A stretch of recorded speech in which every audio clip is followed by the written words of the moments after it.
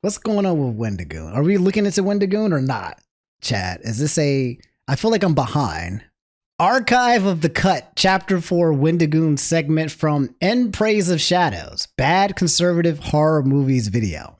Okay, so let me make sure that I understand this. We have two parties. You have a YouTuber by the name of In Praise of Shadows, and he makes videos. I don't know who he is. I'm not sure if he's a piece of shit or not. I don't know who he is. Horror history, reviews and retrospectives, looking at all forms of media, from the best stuff to the worst stuff, and giving it some context in the landscape of horror history. Thanks for watching. So how did we go from talking about bad conservative horror movies to Wendigoon and Mutahar? I'm guessing there's going to be a connection, but okay. Yeah, so he made this video 3 days ago, and he's talking about bad conservative horror movies, but then there's a chapter here when it comes to Wendigoon. Let's check out Wendigoon. Wendigoon, good vibes and okay content. What does he talk about? The internet's favorite terrorists, the Unabomber life and legacy, the serial killer iceberg, the strange cosmic horror of Junji Ito Uzumaki, the total nightmare of blah, blah, blah. Okay, some spooky shit. Government cheese tunnels and the got milk conspiracy. The cryptid iceberg making me violent. Okay, this man talking about some weird shit, but he looks like he's minding his business. Not really making content on other people and doesn't seem to be making anything, you know. I don't think he has like a video titled the weirdest and coolest cryptid so far, and then in this video he's like trying to cancel people, so nothing like that. Tom is in it. Tom is in everything. All right, so that's Wendigoon, and that is him. There is a chapter in one of his videos called Wendigoon. We will take a look at it, I suppose. Let's see what he has to say. Why does he not like Wendigoon? If you're not aware, Wendigoon is a horror conspiracy theorist YouTuber with several million subscribers that, as you will hopefully come to see, I thought this guy was Noah Sampson. What is up with... Is there like a new trend of like white guys that I don't know about on YouTube that kind of like have this mustache and this haircut? Like, I feel like I've been seeing like 10 different freaking variations of this. Like, there are so many variants of this one guy on YouTube that's just been popping up out of nowhere. I'm just like, what in the world is going on? Nothing wrong with him. He's not a serial killer or nothing, but I'm just like, I feel like I keep seeing the same guy, but a little bit different. Should not be seen as the wholesome, southern, friendly dad persona that he has publicly constructed around himself in the past several years. And that, like many people who talk about being Christians as much as he does, has a dark past with deep ties to far-right extremism. On a base level, his work has never been of personal interest to me. Wait.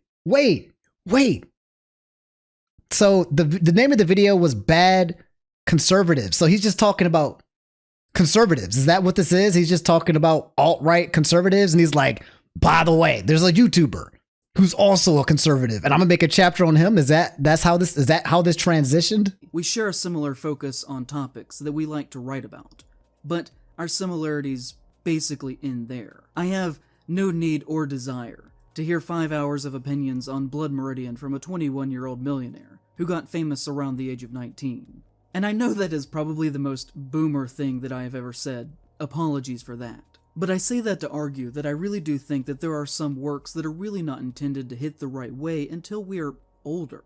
There are some works that fundamentally will not be understood by you if you are wealthy and have always been upper class your entire life. And this may all sound condescending, but that doesn't stop it from being somewhat true. I don't mean that to think that you shouldn't be able to say or publish whatever you like at any point in your life. You're obviously free to do so. And I also don't want it to be seen as if I'm talking down to young people, because I'm not. Politically, they are frequently the most with it, and their voices should be heard on issues that pertain to them. These say just, they're the most who are with it? Okay, I have so many questions. Number one, is this how this guy just talks throughout the entire video? Like, is this just, I thought this was a shtick at first, and then it would break back and start talking like normal. Number two, why does he have, Has he expressed what the problem is with Wendigoon so far? So far, he's just been talking about this guy, but I haven't got like this is a bad guy and here's why. Just more like he's a young, rich dude, but he's still hip and I'm older. That's all I'm getting so far. If you are wealthy and have always been upper class your entire life, and this may all sound condescending, but that doesn't stop it from being somewhat true. I don't mean that to think that you shouldn't be able to say or publish whatever you like at any point in your life. You're obviously free to do so. And I also don't want it to be seen as if I'm talking down to young people, because I'm not. Politically, they are frequently the most with it, and their voices should be heard on issues that pertain to them. Okay. They are looked down upon too often in our culture. What I'm talking about here pertains to the very act of writing itself, and with that, perspective. And I don't know if you can actually really truly be a good cultural critic with a voice that has a definitive perspective, without several years of genuine, independent, lived experience away from the home that you were raised in. And in his case, he became exceptionally wealthy by the time that he was 19 or 20. And so if you leave the home and immediately become famous and rich, without having to ever actually truly struggle, can you be considered to have ever actually had lived experience at all that would qualify you to give criticism on works of art about the... Chat. If you have never struggled and you are rich, are you qualified to give criticism on works of art? Is there like is it like I hate the concept like anybody can are we gatekeeping criticism of art? What's happening? I'm confused again. I don't know any of these parties, guys. I'm just kind of looking at this and I'm just trying to understand what's the problem. I think initially I needed to hear what is the problem. But he's saying that a 21-year-old rich kid who hasn't left his home is not allowed to criticize art because he hasn't struggled. Damn. This is why rich people are assholes. If you rich and then someone says, "Man, you're not allowed to do this because you're rich," I'll be like, well, "Fuck it, fuck you, brokey. I'm gonna pull out a Pokemon." Damn, bro. No, I'm not rich. I promise you guys. If I was ever in a place where I was rich, you would know. You would know, but you wouldn't know at the same time. Does that make sense? I wouldn't show you, but I wouldn't show you. But yeah, man, just pull out the Pokemon. If you're a broke boy, just say so. So I understand why he keeps talking about the fact that he has money. Is it one of those trigger things where, like, I guess in the social space, if you have a lot of money, maybe you're a villain or you're an enemy? I do think that when it comes to criticizing art, struggling in any kind of format can offer a unique perspective on life. Agreed? When you struggle, you offer yourself a unique point. We're looking at Wendigoon versus... who's this guy again? In the Shadows? Yeah. But also, you could say the same for someone who doesn't struggle, right? Someone who doesn't struggle, who's rich, or is fine, you know, and this is just the assumption that he has not, can offer a unique perspective too as well on whatever art matter that is there. I wouldn't downplay that part, but let's continue. And Praise of Shadows is his name. Okay. Experience of average and poor people.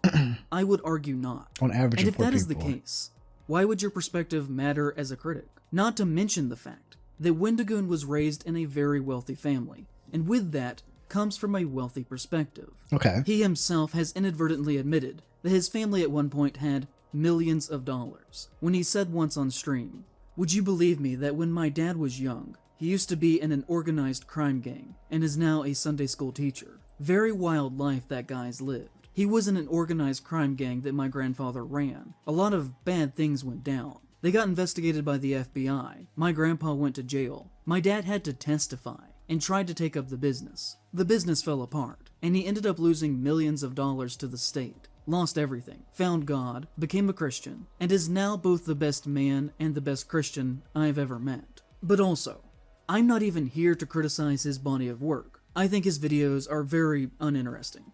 But ultimately, that is secondary to what makes him worth talking about. The first of which are the very strong beliefs that he seems to hold as important, that are in my opinion the antithesis of what horror should be about. There are many things that are red flags that we could talk about, from the bizarre gun ownership, the flagrant use from my perspective of his religion as a shield from criticism, to the belief that he at one point followed many far-right accounts on Twitter, from Kyle Rittenhouse to Parler, the social media website where the January 6th insurrection was in part planned. People said, oh, he only followed them, but that doesn't mean that he agrees with them. But there are screenshots of tweets that may have been deleted that clearly in my mind show a support to Rittenhouse.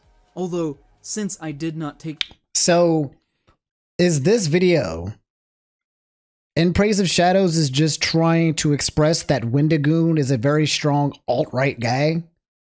Is that what he's kind of trying to establish here? And then that establishment there is going to point to, I guess, something else. I'm just thinking for a second. So the whole concept of the guns things, I think, is stupid as shit. Okay, Charlie fucking pulled out a goddamn AR on Sneeko, and no one started shunning this man for holding guns, right? So I think we're kind of like now pointing to the fact, like, because you own guns or whatever, now you are in a pipeline. You might be. But what's the point of him trying to paint him and put him into a bucket or a category? I guess it sounds like he's trying to diminish his work because of his beliefs. If you don't agree with me politically or belief, it means you are bad kind of video. Is that what we're going for? I feel like that's becoming a very common trend now. People are just being like, hey, you fit in this bucket, and therefore me, who fits on this bucket, is going to... Okay, let's continue. These screenshots, they do have to be taken with a grain of salt. But in relation to everything else that we're going to talk about here, to me it seems to fall in line with his general beliefs. These have been widespread across the internet, and to my knowledge, I can find no examples of him directly saying that these are not real. So he may or may not have actually followed these accounts or supported them. But I do not believe that he has ever outright said that this did not happen, so take that as you will. I just want to say, I don't know if I still do, but I've followed Andrew Tate. I don't mean shit, but I mean, I follow him. At the same time, following Kyle Rittenhouse probably does mean something as well. Who knows? But I'm still trying to understand the point. What's up, Zeus? How you doing, baby? I'm still trying to understand the point here. What is he trying to connect? And he even said at one point, take things worth a grain of salt. So if it's just worth a grain of salt, it probably shouldn't even be brought up in the first place. We could talk about his past and supposedly being a founding member in an online conspiracy theory group that, according to him, snowballed out of control into being a white supremacist neo-Nazi organization called the Boogaloo Boys. His online username at the time was Boogaloo Boy, and he claims to be the first to have started using it, but that he left the group and became Wendigoon after things started to get out of hand. And is he saying that Wendigoon is a part of the KKK?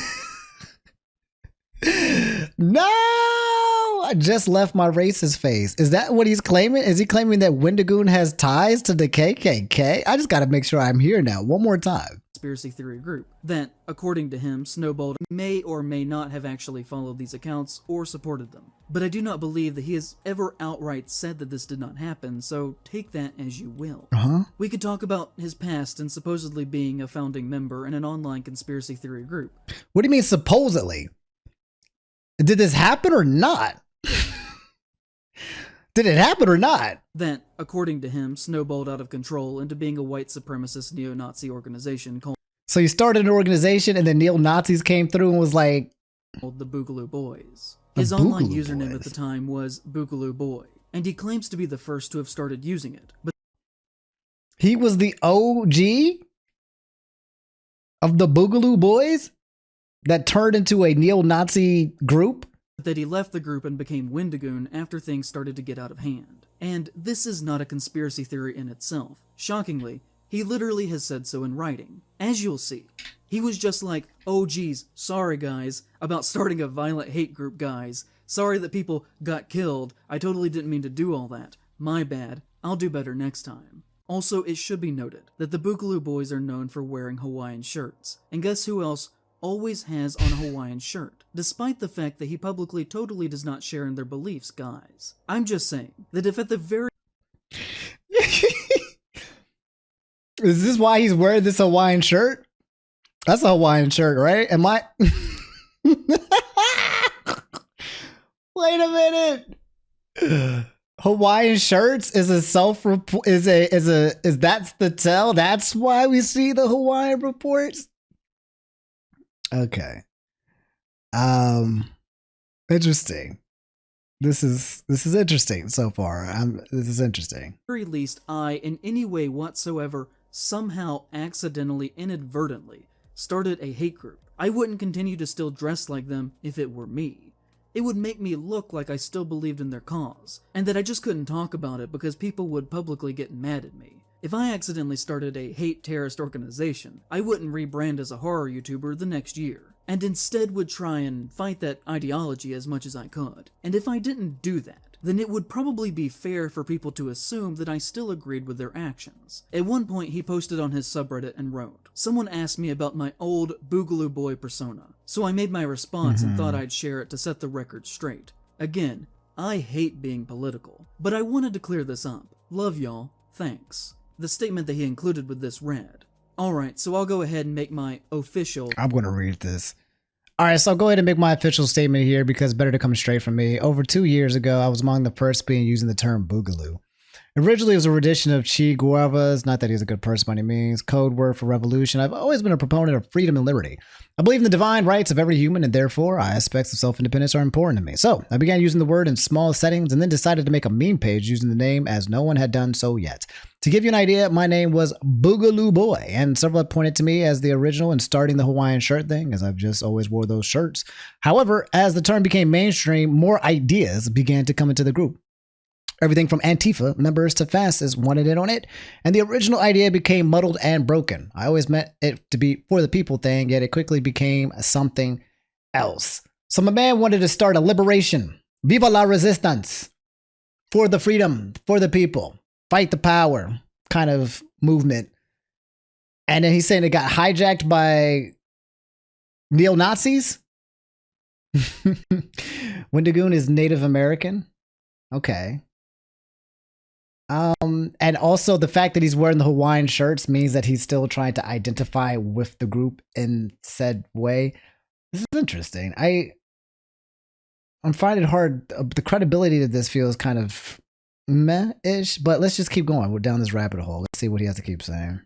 I have always been a proponent of freedom and independence are important to me. So I began using the word in small, began using mainstream as a... It was something I acknowledge, but am not a part of anymore for what it became. Some of my current followers and friends were with me then, but I'm not a part of that anymore. So, do you remember when armed men were arrested a few years ago for planning the kidnapping of Michigan Governor Gretchen Whitmire? That was the Boogaloos. Do you remember when white people showed up at the George Floyd protests and caused property damage and violence in the hopes that black people would be blamed for that? That was the Boogaloos. A great deal of their members were spotted in the Capitol during the January 6th insurrection. In 2020, they killed several police officers in a drive-by shooting in Oakland, hoping that black people would be blamed for the violence, in an attempt to create racial tension. The reason they use the word boogaloo is in reference to a meme that says Civil War II Electric Boogaloo, obviously in reference to the 1984 film Breakin' 2 Electric Boogaloo. Okay, so let's take a closer look at some of the phrases. So it sounds like so far, In Praise and Shadows is trying to say that Wendigoon is the creator of the Boogaloo Boys who go around doing terrible shit. And he was the founder of it. Wendigoon is saying, yeah, I founded it, but it wasn't supposed to be like what it turned into, and then I got the hell out of there. And he's saying that he still has ties. So that's what he's suggesting here. Phrasing of his official statement. First off, I have tried and failed to find any connection to the word Boogaloo to Che Guevara. In fact, when you Google Che Guevara Boogaloo, you just get things related to Wendigoon. When you type in Che Guevara word for revolution, you get things related to Wendigoon. Che Guevara died in 1967, and the earliest example of the word Boogaloo that I can find was in 1966, in relation to the musical style. So I would wager that that is more than likely a lie, to cover his actual intentions and sympathies that he held as a seemingly radicalized teenager. According to the Center for Strategic and International Studies, the word Boogaloo began to appear in online forums related to hate content on 4chan somewhere between 2010 and 2012, when Wendigoon would have been about 10 to 12 years old. Specifically, I have seen multiple times that it is believed to have been born on gun-related forums. I can find no evidence that within their organizational structure that they have any allusion to their values starting or being connected to Che Guevara in any capacity. So claiming he was the first to start using it, or among the first, is not true, and is frankly a bizarre claim to make. By the time he would have made his Boogaloo Boy username, the word would have already had a near decade of being entrenched into the deepest layers of alt-right internet radicalized extreme racism.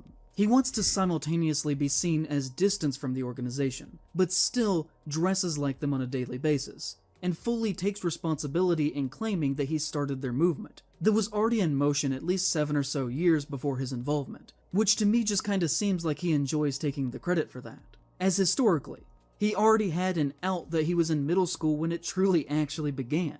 And if he's lying about these things, it just makes me wonder, what else is he lying about? And the difficult Did he catch him in a lie?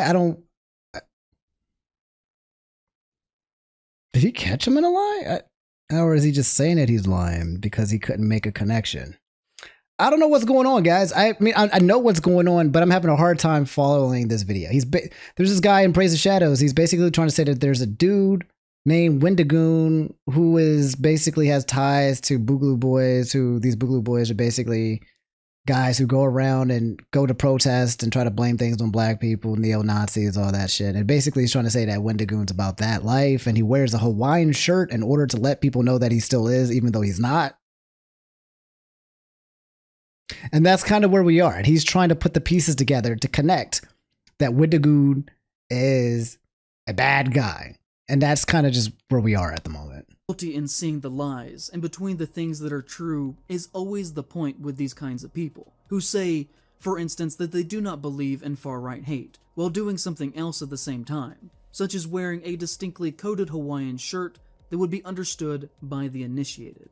As Jared Thompson puts it, who works with the Transnational Threats Project that focuses on the evolution of digital terrorist. One sec, I'm going to change one setting here. I have a couple people who are trying to like chat, but the 24-hour thing is, I'm gonna lift it up just for a second. Yeah, I'm genuinely a little lost too, to be honest. I mean, I'm not lost, but I'm kind of trying to figure out what's the goal here. It sounds like he's trying to cancel Wendigoon.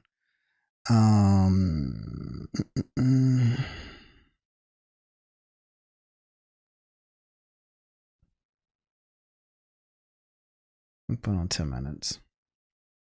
Okay. If you're new here, now you can chat. There you go. What's up, Anarchist? How's it going, squad? Good shit on your video recently, man. I've been watching you killing it, brother. All right, let's go back to the video. You're very welcome, man. Hella deserved. Names and slang are often deployed in similar formats, and using similar language to more mainstream internet discourse, creating a challenge in parsing the difference between complex inside jokes and memes that are used as a tool of Boogaloo extremism. Then, Wendigoon would go on to say that the organization was corrupted by the left and the right equally, but I can find no evidence that the left ever tried to co-opt an organization that actively desires a race war within America. Just on the surface, that makes no sense. And on top of this, people who are centrist, or on the left, do not use the phrasing Antifa members. The only people who say that are the ones that see Antifa as some sort of homogenous radical left-wing activist group, as opposed to a general term for anti-fascist movement. Okay, so let me, okay. I'm going to make some assumptions here, guys. Chat, you can let me know if I'm wrong or not. I am assuming that in Praise of Shadows, liberal leftists, Wendigoon, conservative right, is that, and now they're just, is that, and now he's just, is that what's happening here? It sounds like he's trying to expose Wendigoon in this video that didn't even seem like it was a video that would be exposing Wendigoon in itself. It's almost like he put an expose video within a video. Extreme liberal leftists, and that's the conflict. Okay. What about Wendigoon? Is he extreme right or something like that, or is he just a regular dude?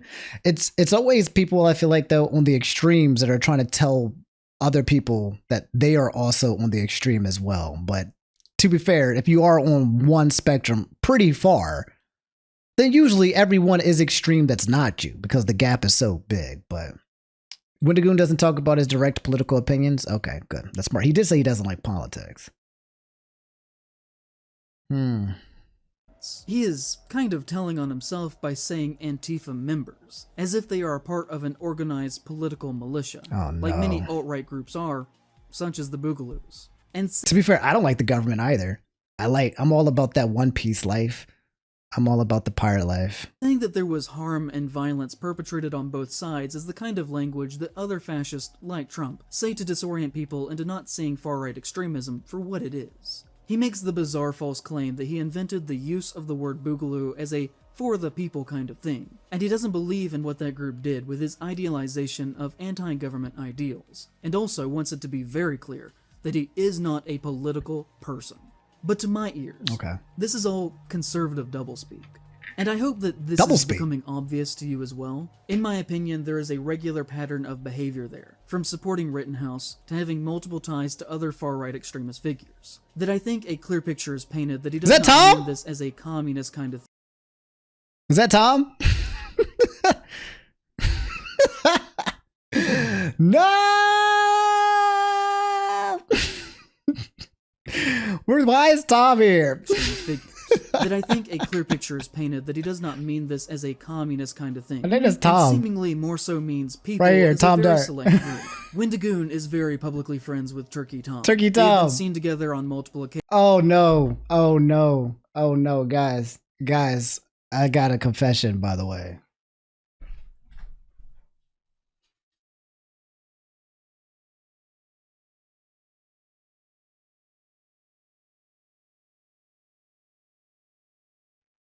Oh shit. Oh fuck. Oh boy. Oh goddamn. I got him right there. I'm cooked. And I'm friends with Mutahar. No. I think Mutahar's a cool guy. Oh god. Oh, you like the pants? Thank you. Damn. Don't put me in the video. Don't do it. Internet Arcus, please don't do it. Promise me you don't make the downfall of Omni. If you do it, make sure it's comical. Actually, if you do it, make sure you hit me up. I'll give you some testimony, okay? No! On May 27th, 2024, Omni exposed that he had a Tom plushie. As you guys know, Tom is affiliated with guns, and guns are affiliated with killing people. Therefore, Omni is affiliated with killing people through processes of elimination. I think it's kind of strange to, how do I put this? I feel like this is a lot of just tying shit together. And it's so interesting, right? Like, I'm cool with Mutahar. I think he's a great guy. We've had plenty of interactions over the years. We've talked a lot. He's helped me out a lot on some things as well. But also, if someone just connected me to him as an alt-right person just because we're friends is just kind of wow. Like, you can't just be like some guys who want to go out and shoot shit. You know, I see what he's trying to do, but it feels like he's purposely trying to push a trail. Like he's trying to create a trail. I'm not going to say, though, it's completely unsubstantiated, though. It is kind of sus to be the OG founder of a group, right? That then eventually turned into, to neo-Nazis and all that shit. Kind of sus, you know? If I was the founder of a group and then it became a super racist terrorist, organization, a little sus. Omni, I heard you was the founder of it, you know, a little sus. And I was like, no, it's not what it was supposed to be. Yeah, he responded. We'll get to it, okay? We will get to it. Don't worry. So I'm not saying he's completely off basis, but some of the dots now that are being connected, especially like people and friends, we'll see. I've talked to Tom too. I have some conversations with him. Seems like a Leafy 2024 modern Leafy. I kind of like his commentary sometimes. I like his ability. I like how he works hard to make YouTube videos.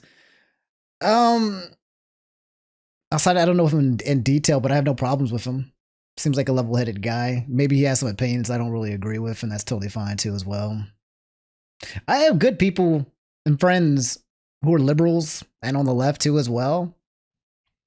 It's weird. It's like there are certain people out here are trying to gatekeep who you can be friends with based on their political affiliation. Right? And it's like, oh, are you friends with a liberal leftist? Well, you're a problem. Are you friends with a conservative? Someone's on the right.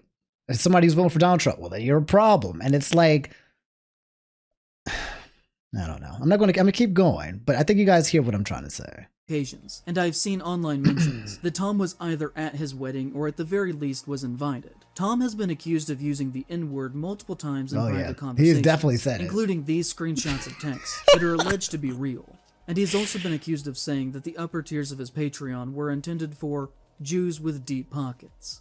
Wendigoon is publicly connected to the internet historian, and has even appeared in his videos. Yo! Internet historian!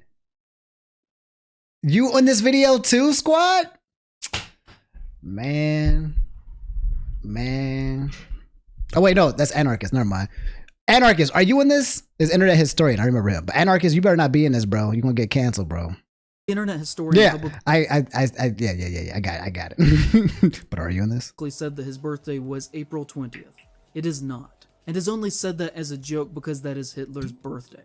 Wendigoon is publicly friends with Donut Operator, and even retweeted a photograph of the two of them hugging. Donut Operator is a gun-crazed, very far-right YouTuber with 4 million subscribers, whose career consists of him reviewing footage of police officers shooting and killing people. He was once a cop himself, before he made more money making YouTube videos and retired. His content is very pro-state, pro-cop, pro-gun, and pro-death to people who don't share his beliefs propaganda. Okay. For example, one of his videos is titled, Predator Takes Shotgun to the Face, and features a picture of him smiling in the corner of the thumbnail.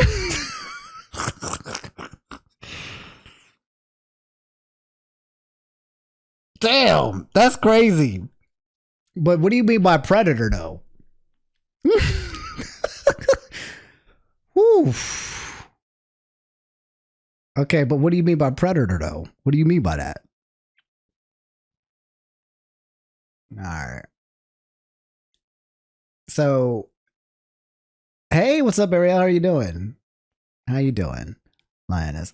So, somebody who was going to try to touch kids got shot in the face, and he's smiling about it. I'm not mad at that. I mean, me personally, I'd be like, damn, that's disgusting. Oh. But someone's like, yeah, I'd be like, I ain't mad at that. That's one last kid toucher on the street. Thumbnail next to an image of a terrified man about to be executed by cops, with the text that reads, head removal. Hi everyone, Donut here. We got a couple of shootings for you today. The main shooting just warms my heart. And Yo, there are people who create content who watch people get shot. Oh my God. Damn. This is wild. I don't have the heart. This is wild.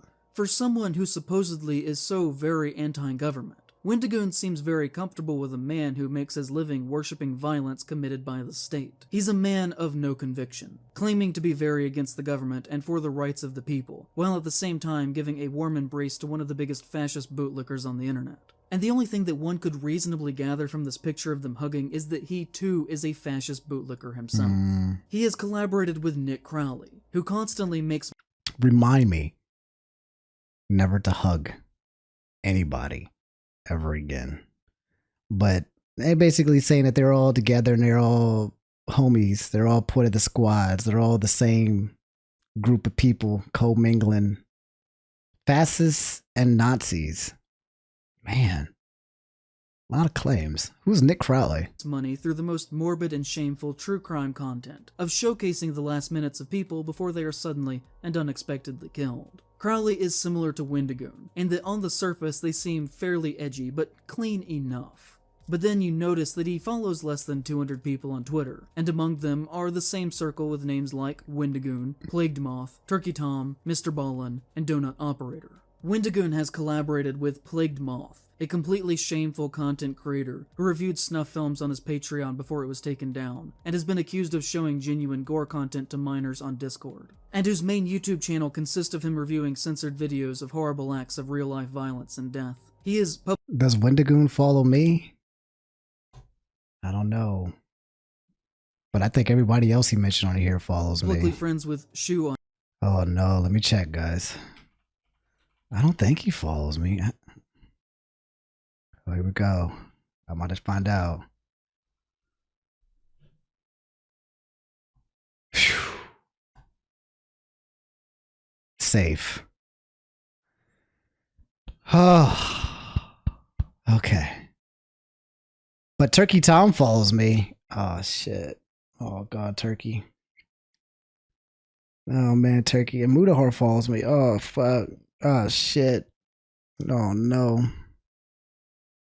I like the wrong people's content.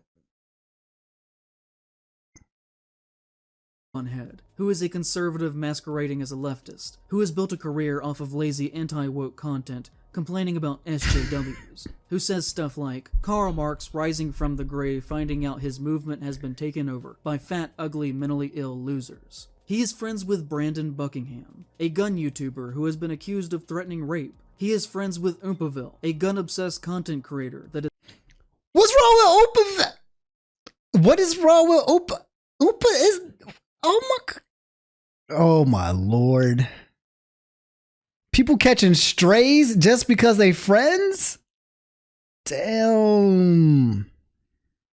Not my boy Oompy. I love Oompaville. I love Oomper McOopington. Oh man. Why you do this? Praise in the shadows. Oompy McOopington makes really good content and is a swell dude. I've been on the podcast with him and Mutahar many times. It's always just been good energy. You know what it is? It's weird. It's like, I've never been in these circles or talked with these people, right? In the background, they're like, hey, Omni, by the way, you want to join the Nazi force? Or you want to commit some crime? You want to join an organization? You want to be a part of the crew? And it's always been us just gooning, talking about random shit on the internet and just being boys and having fun, right? That's kind of like my interactions with Oompaville, with Mutahar, with TurkeyTom. It's just us goofing off and having fun. But it seems like if you're by association one of those goofingtons and gooners, then yeah. What? I said we gooned. We're gooners. Gooner McGoonington. has taken advantage of Nakado Avocado's mental decline. Gooning? Doesn't gooning just mean like you're a goon? And now you're a super goon? The action verb of gooning? Isn't that all it is? For fame and for money. And on top of that, has made content with the human trafficker, Andrew Tate. He is friends with Mutahar, who argued against Andrew Tate being deplatformed from social media websites, and has recently showcased a great deal of transphobia in his most recent video. Oh! He has publicly interacted— Sorry, I missed this part. This is big. For money. And on top of that, has made of Nakado Avocado's mental decline, for fame and for money. So he said that he used Nikocado Avocado for fame and for money? Wasn't that whole collaboration like an agreement between him? Wait, where is Nikocado Avocado's like... Didn't he have a say in this? I thought it was just supposed to be an epic collaboration between two people. Obviously, Nikocado doing the Nikocado Avocado impression, and these two were supposed to also be doing like type of a podcast. What do you mean taking advantage of Nikocado Avocado? This was a joint collaboration. I'm so confused. And on top of that, has made content with the human trafficker, Andrew Tate. Oh, he made contact with Andrew Tate. Oh no. Oh no, no, no, no. He is friends with Mutahar, who argued against Andrew Tate being deplatformed from social media websites, and has recently showcased a great deal of transphobia in his most recent video. Damn. That's it? That's Mutahar? Can you imagine, like, if you're somebody, right? And someone summarizes you like that. That's your summary. And then there's Mutahar, the guy who says that you shouldn't deplatform people, including Andrew Tate, and also is transphobic because of this picture of Keffels. What do you mean? What about the rest of me? What about the 99.98% of me? What about the videos of me saying if Andrew Tate is a bad person, then he should go to jail? What about the rest of me? We just chose 2 items that worked and then just said that's who Mutahar is? Oh no. To summarize somebody like Mutahar into just these 2 statements is really fucked up, I think, right? Like, to summarize people in these very small ways and then just only try to point 1 or 2 things about them that kind of line up with what you're feeling, like it. Oh man. It comes off to me as, I don't know if you guys watch Mutahar or someone already guarantees or Oompaville, right? But when you watch their content long enough, right, it feels like someone's talking about them in a way where they don't watch their content or they're not familiar with their content, right? But they're talking about it based on just a quick overview and literally just taking 2 line items. Whereas if you're somebody who listens to Mutahar, right, this guy is pretty level-headed with almost every single thing that he reviews and watches, right? He's pretty much like, yeah, if criminals and crooks, go away, die, whatever. Not a criminal, not a crook, free speech, blase, blase, blase. Doesn't feel like he's pushing any kind of agendas down anybody's throats from what I'm reading, at least. He's just a pretty common sense kind of guy who just looks like, he just seems like a regular dude when I watch, but he's talking about him and frame him in this way. The thing with the Keffel situation is kind of strange too, because by association, I had people when I was talking about this at the stream last time and saying, Omni, I don't know if you should be talking about this, or I don't know if you're an ally or this, that, and the other. Your views on XYZ is blah, blah, blah, and I'm disappointed in all this shit. And I'm like, you don't know who I am. Do you not realize, do you not remember during the Hogwarts Legacy situation, I quite literally had trans people come in and talked with them for an hour and a half and allowed them to voice their concerns on why they were upset about this video game, so that they and then shouted them out and then promoted their platforms. They give them a platform so they can speak and talk about what they feel is important. But they don't know that, right? They don't realize that. They're like, no, Omni, do you think this picture of Keffels is transphobic? Then you are transphobic. And I'm like, oh my God, I think people are very quick. I've been thinking about this for quite some time. And I'm not sure if this has always existed or if this is something that has evolved over time. But it feels like the internet is evolving, the tribalism of the internet, where number one, you need to be a part of a group, find like-minded individuals, hurt the other ones and call them antis, and then pick up pitchforks and cancel anybody and everyone that gives you any kind of energy that's not the herd mentality. If you are not here, you are enemy, enemy, enemy, enemy, enemy, enemy. And I feel like this is growing at such an alarming rate. Alarming rate. I don't know if it's something that's always existed or is just being more signal boosted, but it's kind of terrifying, man. And then when I, like me, someone who calls it out and says this shit, right? Then no, you're not at the gang or the ops. Then you become something called a centrist. Right? When you say like, hey, I see this side and I see this side and I see them fighting. And you're like, oh, you see these 2 fighting, but you don't affiliate it? Well, you're a centrist. And now you're in this side. And I'm like, well, fuck, no. Don't bucket me. Don't categorize my shit just based off a couple of things. And like, no, this is what you are. And so I hate it. I hate it here. I'm not here to tell people how to live their lives. So if they want to live their lives and do that, that's fine. But I think one of my mantras has always been to just, do your own thing and don't hurt people in the process. But it feels like a lot of people want to come out here and hurt people. they want to cancel people, hurt people. Like it feels like there are people out here who want to hurt people. That's what it quite literally feels like from all spectrums of this entire political force. And it's getting exhausting, man, because if you're somebody like me who's in the peaceful arc of Omni, right? I don't want war. There's a lot of people out here who don't want war, who don't want smoke. They just want entertainment and relaxing and chilling and all that stuff. So anyway, hey, Zeus, thanks for that. Hey, let's keep going. Anyway, to paint Mutahar as just these two things is kind of wild. I think there's controversy when it comes to Kefl's face here, because someone is saying that apparently the person who created this might have had ties with Kiwi Farms and might be transphobic, like in the background. I don't know.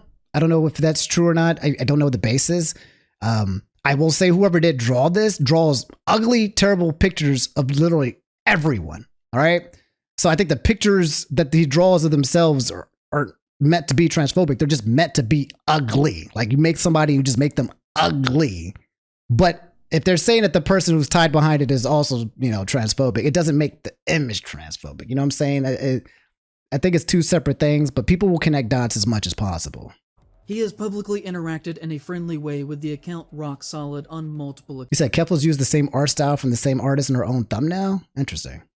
And we've just publicly interacted in a friendly way with the account Rock Solid on multiple occasions. And with just a quick look at their profile, I saw them liking anti-trans posts and neo-Nazi content. He interacts positively with Disclose.tv, a far-right propaganda website that uses hate speech, engages in Holocaust denialism, and platforms neo-Nazis. He has appeared in content with Mr. Gunzengear, whose Twitter bio reads, "Dedicated to restoring the civil rights of Americans." But despite that, he's tweeted negatively about trans people many times. Oh. He has interacted positively with Garant Thumb, who has said, "The traditional family should be encouraged and strengthened."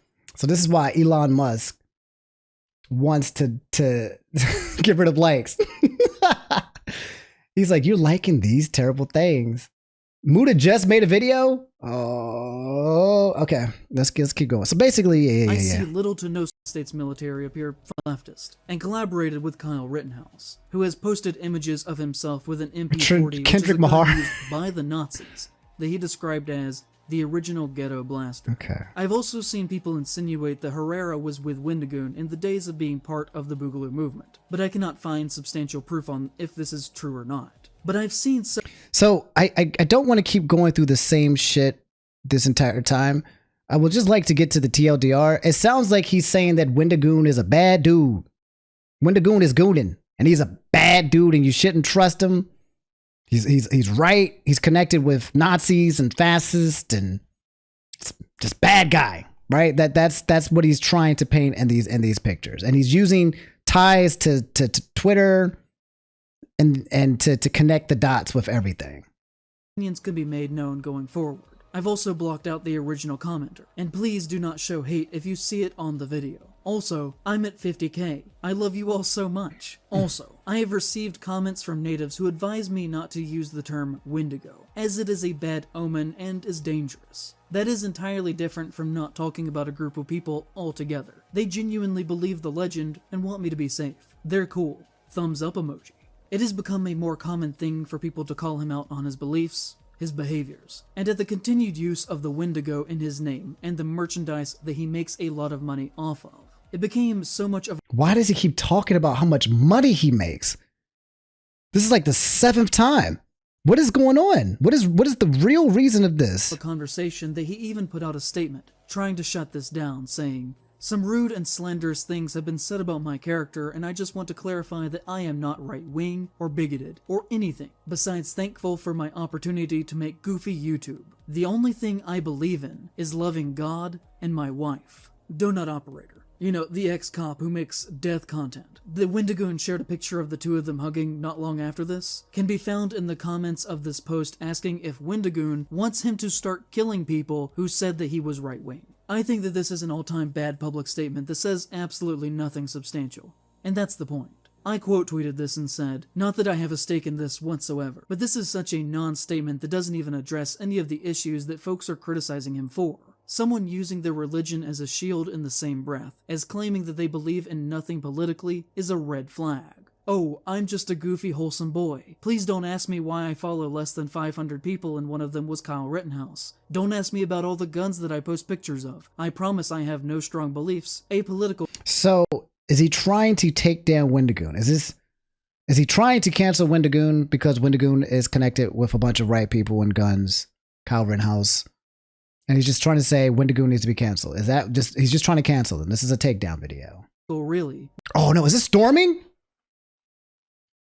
Why are you slandering me? I really only care about this because if you have that large of a platform and make your money from being a public persona, then you are no longer fully a private person, and your political beliefs do in fact matter and are headed about all of this. Right in the midst of this going on, We'll get to the a summary. very masculine tops. He has multiple times said that he supports queer people, but I think his actions in private clearly paint a different picture. He once tweeted, saying, "I do not care if someone is gay or straight. Sexuality is no one's business but the individual. Don't make assumptions. I make an effort to stay away from politics and social issues." Which, first off, equating sexuality with politics kind of already shows what you kind of think of the issue. And second off, clearly, as we have seen, everything that he does has deep political motivations. And to argue that he's just a horror YouTuber is comical. Far-right figures are often the only ones who hide their harm under a false shield of wanting to seem like they have no strong beliefs at all, because their real views are so socially abhorrent. And the thing that people kept saying to me in all of this was, "Why do you even care?" Which, if you watch the comments under the video, I guarantee you will happen again, with takes like, "Oh, he's just a YouTuber. Why does it matter?" Or, "So what if he's a conservative? Is that a problem?" Which, the answer to that is yes. But the reason that I care is because this does not belong in horror, or anywhere. I care deeply about horror. So all of this, he did all of this. This man went after all of these people. The final conclusion about all of this was, and this is why Wendigoon shouldn't be a horror YouTuber. That's the conclusion? He doesn't belong in horror? And everything that he does has demonstrated so far in his career that he should not be welcomed in our spaces, or even, just in public in general. I think that these things clearly This man said he shouldn't be welcomed in the horror spaces or in public. showcase a repeated pattern, in my opinion, of racism and homophobia, while on top of that, being very irresponsible and dangerous with his large platform. Like, I think that anyone who supposedly accidentally starts a neo-Nazi hate group and fully acknowledges that they did that. I still think, just to be fair, the whole starting of the neo-Nazi that's kind of sus. I'm not gonna little sus still to be the OG creator of a platform that, I guess he said, turned into that. He said it sprouted into something that I'm not a part of. That's fine. That's the only thing that I feel like is a little sus. I'm gonna give him that, but everything else feels kind of like a little bit okay. Should not be accepted within society at all. They should not be celebrated. They should be treated for what they are. Because remember, kids, when somebody shows you who they are, believe them. Was that the end? Okay. Anyway, so, damn. So he's only talking about Wendigoon because he's a horror YouTuber. So he's only doing this because he's a horror YouTuber. Okay, and he's like, should not be here. All right. So what did he have to say? A thread about the last few days. Many people have said very fair criticism of me and my work, that I did not appropriately portray people, and I would like to address that. To Brandon, I do need to apologize to you for two things. The first, you are right. It was wrong for me to use that picture. I included it to show that you and Wendigoon had a closeness. There are other images I could have used to demonstrate that. For that, I were, if I'm sorry. The second is I did not do my diligence when looking at allegations against you. To be honest, I saw pictures of you with TurkeyTom, with Donut Operator Wendigoon, with Brandon Herrera, and often with a gun in your hand. I wrote you off. I did not feel you were worth my time, and that was a result of the company you keep. Ultimately, that is a failing of me, though, on how I presented that. Well, at least he admitted it. You using homophobic language to me, though, and calling me a low testosterone freak does not change my opinions about you. My base thoughts remain the same, even though I should have said them differently and not let the cloud my writing. To Mutahar, Your thumbnail art was transphobic. I have nothing else to say. Why would you even... He didn't even apologize. He just said, yo, he just said, I'm standing on business. He said, I'm standing on business to Mutahar. You're transphobic. Fuck you. Is that it? You didn't even need to include it. There's no added clarity to that one, but okay. I guess he's standing on business and saying that it's just there. I always try to do my best. I dropped the ball here and how I presented this. My heart was in the right place. I try to live my life with integrity. If you have watched me for a long time, I hope you know this. You know, I think it's important sometimes to reflect, right? But when you create a video with the title of a person named Wendigoon, who's a YouTube content creator, and you say he should not be in space, he should not be anywhere, and his friends, all of his friends are also terrible people, right? That's the kind of energy you're creating, right? You're coming in and saying Wendigoon and all of his people and friends and squads are garbage. And I'm connecting the dots based on the fact that they're friends on Twitter and some pictures and some guns. I think my man was trying to swing and, I don't know, create some huge cancellation campaign. And it didn't hit. But if it did hit, let's say if it did do damage or it went viral and it went big, I don't think there would be any apologies. I honestly think that a lot of this is one of those swings and the misses. I don't think he would have done any of this or said any of this or made any clarity if the video took off in a way and these people got damaged in the way that he was trying to damage them. It's kind of like J. Cole. J. Cole took down his freaking rap on Kendrick after he did no damage to him, right? Did no damage, and J. Cole was like, you know what? I'm not going to do this. I took a shot. It didn't even come close. I'm going to come back. It feels like he tried to take some shots, and they all whiffed, unfortunately. And then I don't know. Now he's living with the consequences. I always believe in trying to do the right thing, standing up to things that I do not believe in. I was overcome with anger because I think incredibly dangerous that there's a man in horror that you cannot criticize without being an F-slur for days on end. I think that's a very serious issue. Is that true? You can't criticize Wendigo? You can't give him criticism? But I did let this anger affect my overall quality in the presentation of these events. I still think that is dangerous. I still think it should be talked about, but I should have worked at this to make my thoughts more clear and professional. You know, chat, how do you guys feel about community? How do you feel about that? What if I fostered a community? You know, I'm over here, I do this shit, right? I do what I said. Let's say we got bigger, right? But I kept my same energy. But let's say you guys were all villains. You gravitated towards me because whatever. Oh God, it's storming. Oh my God, it's storming. We might lose that. I'm freaking out. I'm panicking. But if you're all villains, right? And I'm like, oh shit, there's a bunch of villains in my community. A lot of them. Is it a representation of my content? Like Dream, for example, has a lot of stands. Dream stands are very terrifying, right? But I don't feel like Dream was out here trying to create villainous armies of wild people, right? He just got a big ass community with a lot of people who have a lot of free time. So, I don't know, man. It's true that these groups, lefts, right, centrists, extremists. Oh my God. Did y'all hear that? Oh, I'm gonna lose y'all. Okay, let me stop talking. Hold on. Oh no, it's gonna get shut down. Oh no, how long is this supposed to last? Oh no, that was loud. Tornado watch. Oh my God. Hold on 1 second, y'all. 1 sec.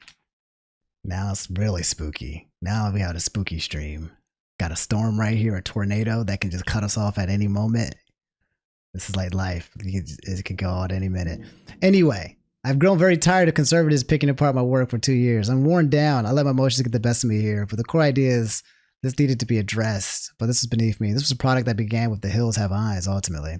I made this video to say that even if Wendigoon did not harbor hate, that his base was made of it and that he was comfortable making money from that. I think that point stands true and has been proven that now time to end this. Today I'll be taking that section down. I will be gone for a month while I recharge and work on projects at a slower pace. I thought this was important to talk about. I still do, but the way I went about it is beneath the normal standard that I hold myself.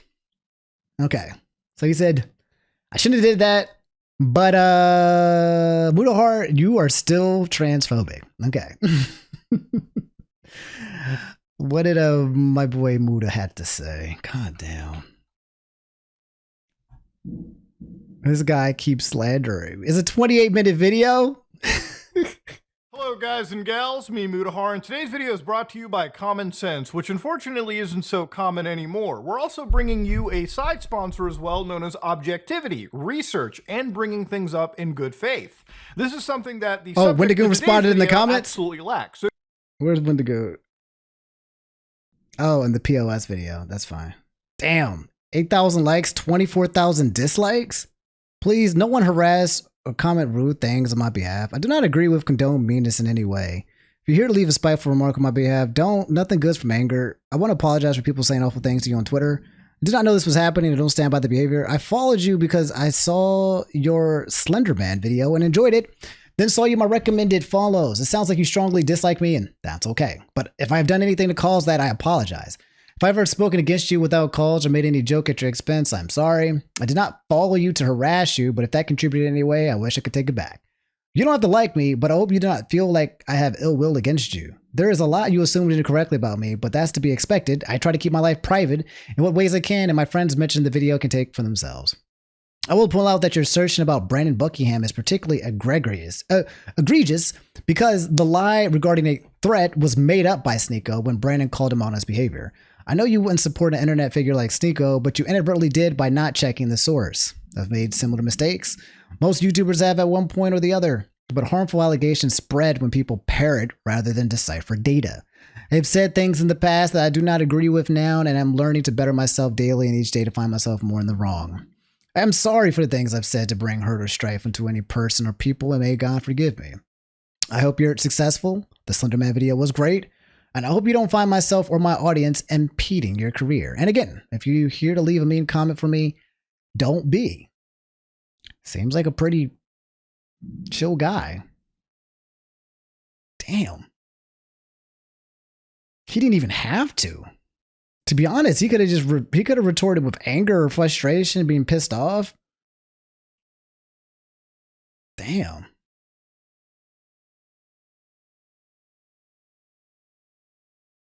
So he thought that Wendigo followed him because for ill intentions, and instead he was like, nah, dude, I kind of liked one of your videos and I followed you. Oh, no. Oh, no. Yeah, I'm on that life. I'm on that peaceful arc too, to be honest. Remember when they were trying to cancel me for the whole situation with, was it Noah Sampson? He was trying to, I got brought up in the video and then people were like, Omni. Which I feel like I only got brought up and because, you know, people associate me as a commentator and they just put me in that space of just filthy human beings, which I'm a bit of filth, but you guys know me. People who watch my content long enough know that it's interesting. There's the image that people have of people, right? Without knowing who they are. And then people come to conclusions based on that. And then there's people like you guys who've watched my content more than once. You know my energy. You know I'm not about that life. But these people who try to make content creating on it and talk about it on it and say stuff like that is not. It's a bit disingenuous. And I mean, it goes to show you that no matter where you fall on these pipelines, no matter what you stand for, I feel like in these political spectrums, you can still be a fucking shit human being. And I think that's the thing that people really need to learn. That regardless of where you are in these spectrums, you can still be shit. There is shit everywhere. Just because you are on one thing or you have one belief or you have one does not mean you aren't shit. And so you got to be careful with the people that you look in your circle of buckets of just assuming everybody in this thing is right, because you probably got shit next to you. If you don't recognize that the people around you can be shitty too as well, then I don't know. It's kind of like, gotta be careful. Anyway, what does Mood have to say? So if you're interested in common sense, go to www.thisisagoddamnjoke.com/SOG. All right, I'm sure somebody's going to buy that goddamn domain. But anyways, ladies and gentlemen, I was called out a few days ago by a YouTuber known as In Praise of Shadows, okay? A channel that covers horror history, reviews, and retrospectives.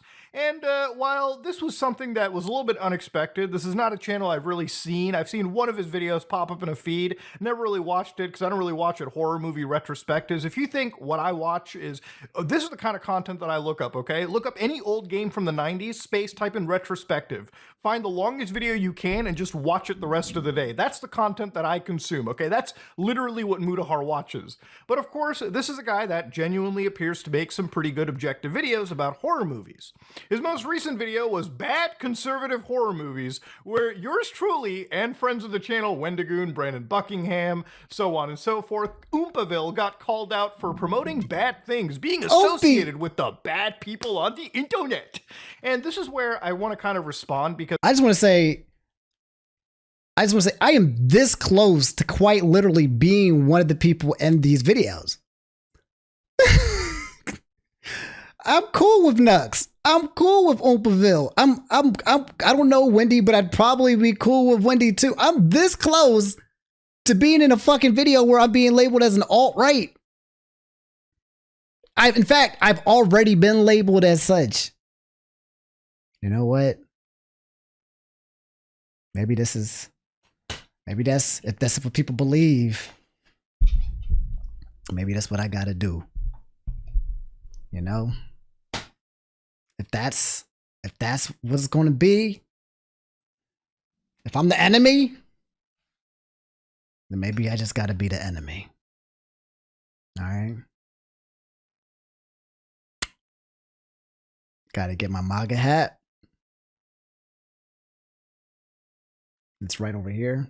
My starter cap is right over there. It's actually right there. I was wearing it all day. You got me. You got me. You got me.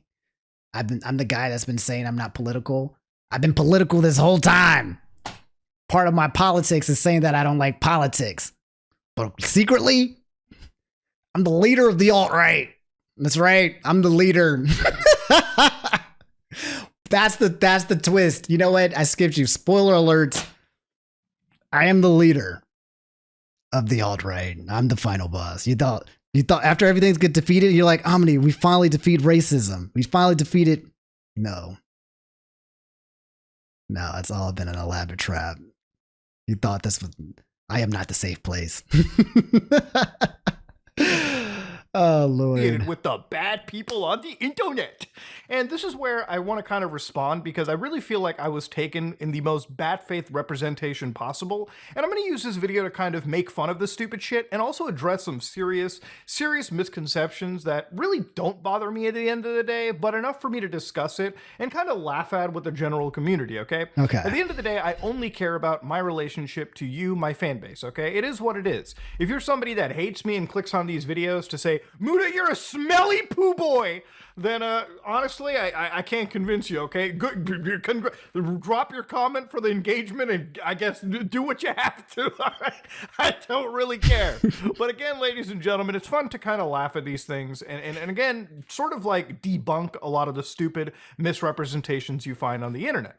Now, this guy's video, Bad Conservative Horror Movies, watch a little bit of his content and you can kind of understand his political ideologies and his leanings, mostly left-oriented. Not to say that there isn't bad conservative horror movies or bad conservative content sometimes. Doesn't really matter what your political spectrum is. No matter what side of the political spectrum you're on, you're all capable of making absolute dog water. For instance, Daily Wire Plus launched Mr. Bircham, okay? Meet Mr. Bircham, a no-nonsense woodshop teacher at odds with his gamer son, snowflake students, and the school's Jedi. Justice, Equity, Diversity, and Inclusion Officer.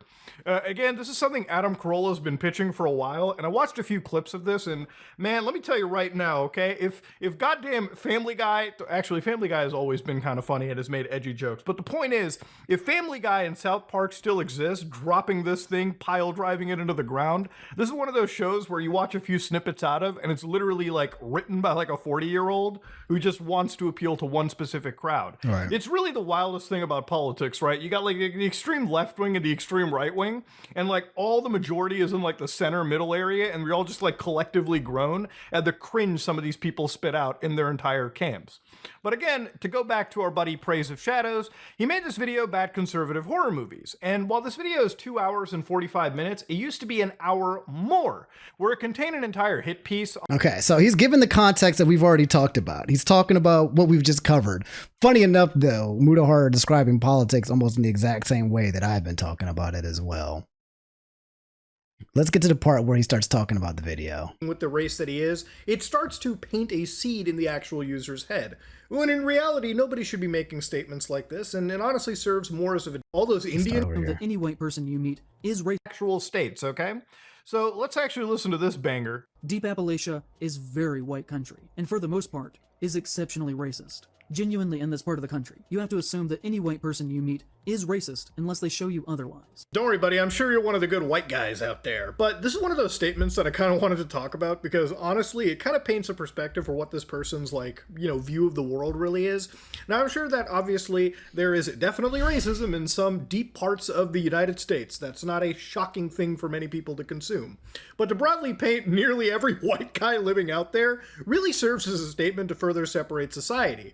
I guess maybe the equivalent statement could be like, hey, look, all those Indian guys in Toronto, yeah, 99% of those dudes are racist. Trust me, you really got to dig through the Indians in Toronto to find the non-racist ones. I really feel like if anybody said that statement, it would immediately be they would immediately get destroyed out there, even regardless of whatever lived experience people have had. Well, this is because we are now in a society, white people, this refers to you, if you're in here, you're white. Talking to you, by the way.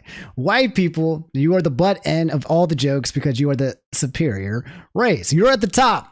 Therefore, everyone, including white people themselves, are not only just allowed to, but they are legally entitled, they have to, by law, talk shit about you. They just do. It's just... That's just the law. I don't even make the rules about it, right? Like it's getting to the point where just existing as a white guy is now creating a place where you are a bad person. I've seen so many fucking crazy TikToks where it's like, are you white? It is like disgusting. And you're like, what the fuck? I'm just born this way, homie. I didn't even it's not like I went to the character select screen and said I'm choosing white, right? You just got born. And you're just like suddenly, fuck you kind of situation. I get it. I have it in a different kind of way. To be fair, you being the butt end of jokes is annoyed, right? I'm usually the butt end of a gun, right? Usually a cop sees me, is like, maybe target practice today. Let's see and find out. So sure, there's different spectrums of people being different type of races, but it feels like when it comes to specifically white people, bro, people are really enjoying trashing white people. They are. They're enjoying it. And some white people are getting fucking pissed off. White people are like, all right, look. Fuck you. You want me to be the enemy? I'm the enemy.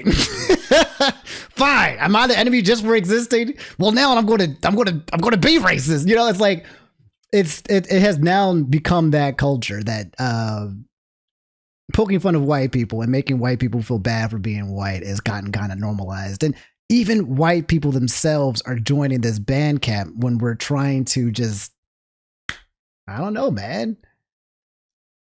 make white people look terrible, fucking terrible. Are there terrible white people though? Yes, there's terrible white people. There's lots of terrible white people. There's a lot of terrible people everywhere though. If you don't even have to look hard enough for that, from all races. Again, the buckets, okay? It's the whole situation with the buckets, but there's shit in every camp that you go into. There's shit in every race. There's shit in every religion, all right?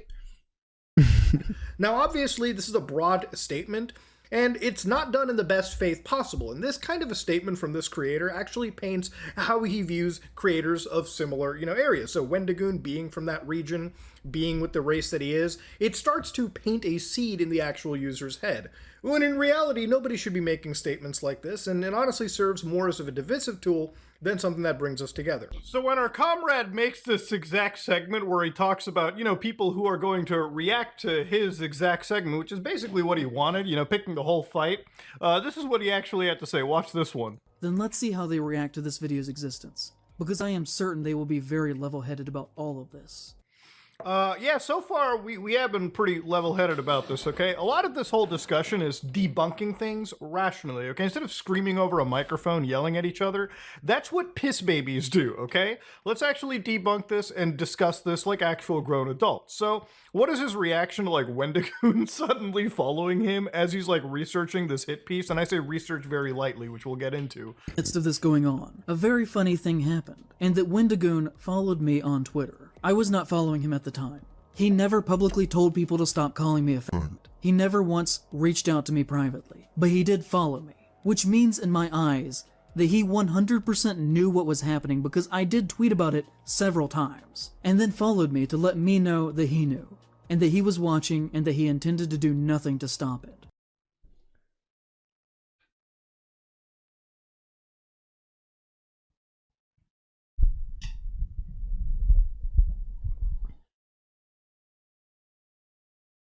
Damn. So Wendigoon was like, yo, this is the Slenderman guy. I like that video. Follow. This feels very parasocially. This feels very parasocially. The dots that this man is connected in his head. I couldn't imagine if I'm Wendigoon, I'm somebody, right? And I just follow somebody because I saw one of their videos. And then I get a video that comes out about me talking about, oh, and he followed me, and then he did. Oh, I'm like, what the hell is going on, bro? I did what? For what reason? I see what you guys are saying now about this. The whole. I see what you guys are saying. Can I be honest with you guys? I have no ill content towards this dude. It was just fun and games and shit, right? And I hope that nothing bad happens to him. And then after he's done with all of this, that he's able to create content and be successful. I hope he can continue putting food on his table. I hope that he can continue eating, being a content creator, and growing his craft in the horror field. Just looking at all of this, it just feels like sometimes maybe if your content's not doing so good, maybe you're on a downward trend, maybe jealousy and you see someone doing things better than you, maybe you see somebody on the opposing side doing something on the other side. It feels like my man was trying to resort to, I think he was trying to attack a bunch of people and put them in a bucket, and then there's a bunch of people over here who don't like these people. And so they're going to all be like, no matter what he says, as long as you attack these guys, you're right. And then that will gather the support. That's what it feels like, right? And it feels, I don't know if it's rage baiting, but if you attack a group of people, then you make allies in the process. The thing about it was that his video felt so, that part of the video felt so forced. And I feel like it also dehumanizes people to characterize them around their Twitter interactions, right? Like you're taking a full ass human being that you don't know, and you are characterizing them as a person. The fact that he characterized Mutahar with just those two things was so fucking wild to me, because I've been watching Muta for so long, and just being like, these are the two things that I'm going to do, and this represents Mutahar, is so fucked up. That's not fair. And he did this multiple times with multiple people to draw out the conclusions. It felt like he tried to attack a group of people. that he does not like, a group of ideologies, and then he put these people into these specific ideologies, and he tried to create a witch hunt. It failed because he realized that behind this parasocial wall of these bears, they're just normal ass people. All right, you're gonna come to find out that this person that you think is like some alt-right dude is literally just a normal ass guy, and you're gonna. A lot of people find that out. People look at me, they're like, Omni's like a Keemstar, blah blah blah, and I'm like, you know what? Actually, I've been watching your content. I realize you're nothing like Keemstar. There was a long time when people just thought I was just Keemstar. I was like, have you watched his content? No. But clickbait and titles and videos and commentary space, so I know exactly who he is. So it feels like he did that, but with like multiple people. And that's not a good look. With that said, I hope that he doesn't fail at life and that he continues to succeed and prosper, but, you know, no ill feelings towards him. I think he'd be surprised, like hanging out with Oompa or hanging out with Mutahar. I don't know the other guys, right? Chillest homies in the world. Doing the podcast, you guys have probably heard it. Fun, laughing, fun, having fun. When I got hacked a while back on Twitter, y'all not gonna believe this shit. Guess who helped me out? Guess who helped me out when I got hacked? Okay? Keemstar and fucking Mutahar. They helped me get my account back. Keemstar helped me out. And again, so it's like these people who have these issues with like all of these people don't realize some of these people are just normal dudes. They have problematic shit. Keemstar has some problematic shit for sure. He's done some crazy ass shit. But my point is that you don't know people until you kind of know people. And the internet and what he does is he's painting a picture based on what he sees, but you don't really know people, right? Condemn them for the specific actions that they take. If you're going to call Mutahar transphobic, you better be fucking correct. You better be fucking right, homie. You better be on point. There better be some irrefutable dispute there. Calling Oompaville a bad dude because he likes guns? That's the connection. He stretched. My man was on that Dowsum life. That's what it was. He mains Dowsum and Street Fighter. And my man was stretching that entire segment. Why else would he follow me in that exact moment? Oh yeah, that totally makes perfect logical sense. Following you is a move of intimidation. Now, obviously, one of the principal allegations over here is this person received what they claim to be some hateful words, and a lot of that was being linked to Wendigoon's community or whatever. And here's the thing. You can't really link anybody to a certain community like that because what people post on the internet is entirely of their own volition. And that's where it comes down to. You know, to be somebody on the internet, you are going to receive any form of like harassment in general. It's not something that I condone or support, but it's just something that happens to everybody in reality. To pin and blame somebody for the actions of a totally, different person on the internet is a little bit childish, and it's something that honestly I feel is being used way too much. As somebody that also receives harassment over the internet as well too, and maybe it's just easier for me to, maybe it's just different, but honestly blocking, muting, or trying to not engage with these people really helps to die down. But again, that's just my experience, and I'd rather just throw that into the situation. Mm-hmm. Again, it's just blatantly putting the blame on Wendigoon when it really should be put onto the individual making disgusting threats or disgusting pieces or saying disgusting things to you in general. Yeah. That's not really Wendigoon's fault. That's just unfortunately an asshole on the internet. So in regarding me, all right, he ends up actually saying this. He is friends with Oompaville, a gun-obsessed content creator that has taken advantage of Nakado Avocado's mental decline. Bro, they have made content together, okay? To specifically pick, Oompaville for making videos. We talked about this. This was funny as shit. They literally sat down and made a podcast together where they both made money in a joint venture, dog. Nikocado Avocado, it's insane, all right? At the same camp, you could say that pretty much anybody in the commentary space, Moist Critical, me, anybody has taken advantage of Nikocado Avocado. Nikocado Avocado is a very, very, very intelligent content creator. They know exactly what they are doing, okay? At the end of the day, there is no taking advantage of.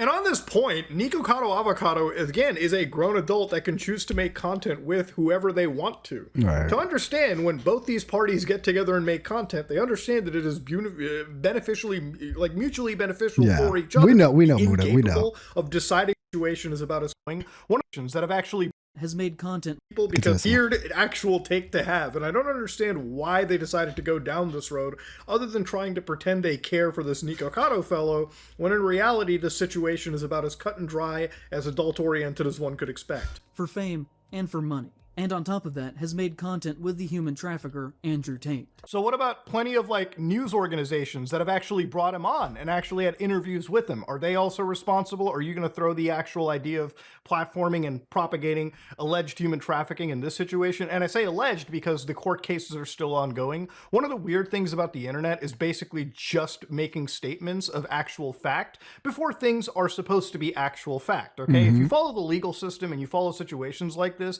it's one of the things that me, Oompa, and plenty of like the Nux and everyone on our podcast pretty much gets flack for when regards to this Andrew Tate subject. When we say alleged, it's because it is still alleged. Dog, we are waiting. Obviously, I have my own personal beliefs. It's so fucking annoying, right? Again, I say this all the goddamn time too as well.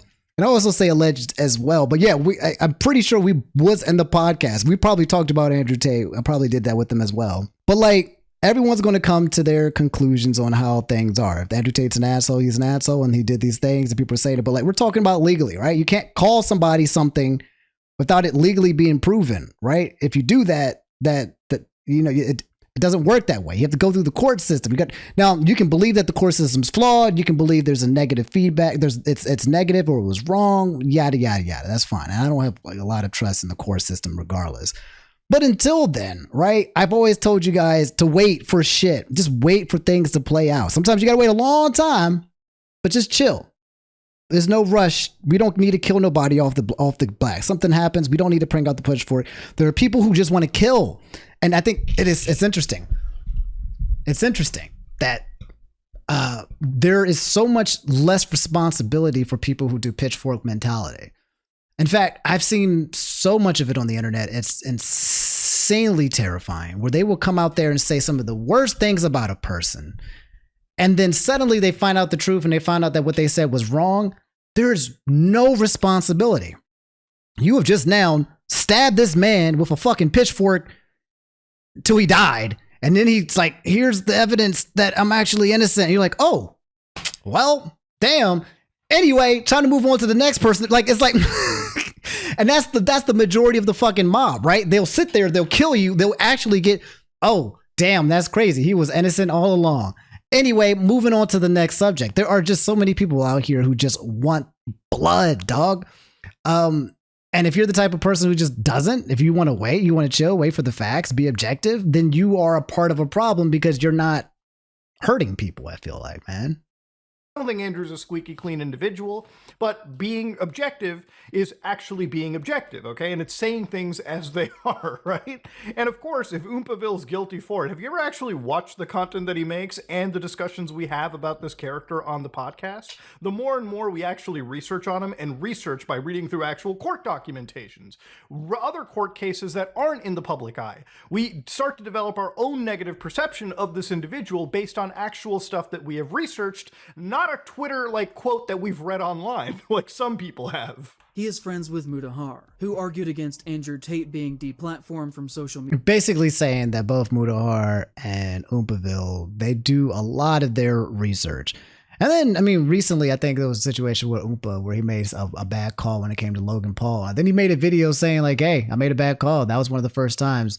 And I didn't do enough research on that. And then I found out and I messed up kind of thing situation. But like, again, to summarize Mutahar in just 2 tweets, calling him transphobic, and the Andrew Tate thing makes no sense whatsoever. Media websites, and has recently showcased a great deal of transphobia in his most recent video. Oh boy, that thumbnail's never gonna leave me. I'll tell you what, that's the best $120 I must have ever spent. You know, the same thumbnail that's basically made a caricature right here of that character Keffels that I actually ended up covering. Now, looking at this image over here, it is in fact just a disheveled, greasy individual, okay? And people have questioned, you know, why is this the only art that I've actually commissioned? I've never really commissioned anything in the past. I decided to do it because of a recommendation from other creators and a quick turnaround time. I probably would have commissioned art for this goober in the video, but I honestly just didn't have the time to. But the other reality of it it is too is like, even the person that I was talking about used this person's art. So clearly they didn't care about that artist's attachment to actual sites that they consider to be bad. Because if that was the case, if their principles were there, they would never have used that art in the first place. So Keffals used the art of the person who drew Keffals.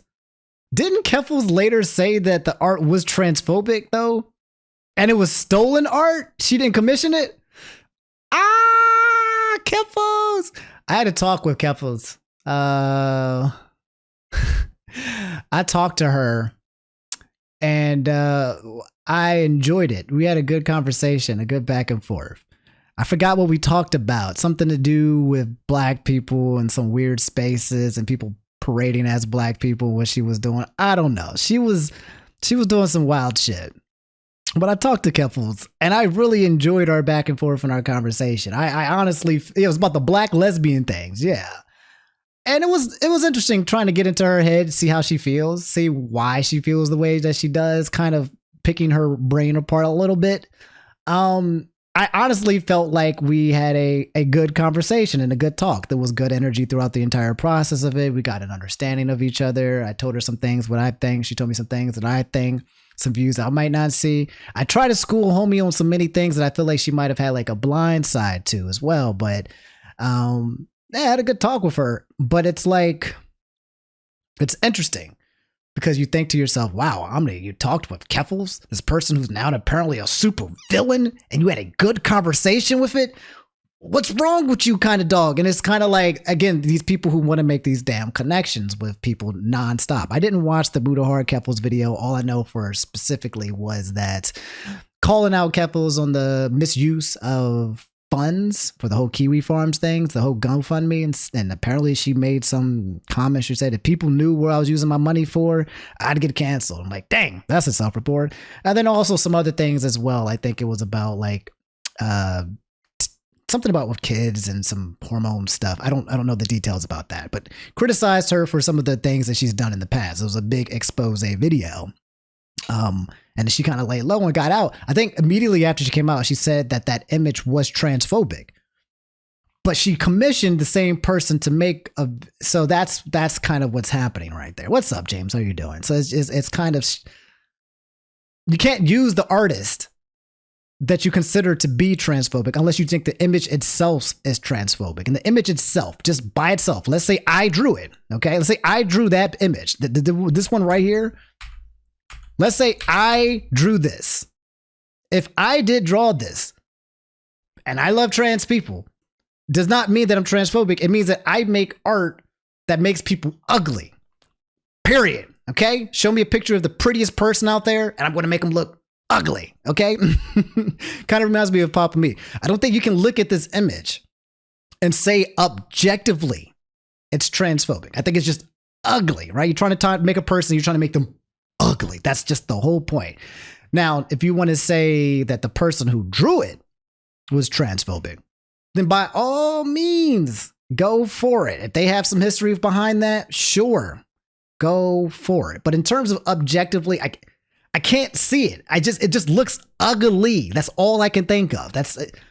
How do y'all feel about that, chat? I mean, I want to stop and pause this because this has been a big point that a lot of people were saying online. Is this picture on its own, is it transphobic? Am I missing something? Do I have any blind spots? Are there any trans people in here that want to speak up and have a platform or talk about this? Because it seems like something that keeps getting pushed and I'm so confused. And I just want to make sure I'm not stepping on no toes. I'm not missing any points here, but I can't understand why people keep saying that this image is transphobic. I'm not understanding it. I'm not even saying it's not. I'm just saying I don't understand it. And if someone can somehow explain it to me, I would love to hear it. If the creator of the image is transphobic, yes, that's my view. So if the person is transphobic, then the image is transphobic. What I'm confused about that line of reasoning is this person makes many images of many people, right? Trans or not, many people, but just so happens to make the image of a transphobic person. makes these ugly images of all these ugly humans, right? That's what they do. And then they make an ugly image of a transphobic person. Does the image become transphobic because they are transphobic? You know what I'm saying? It's ugly art.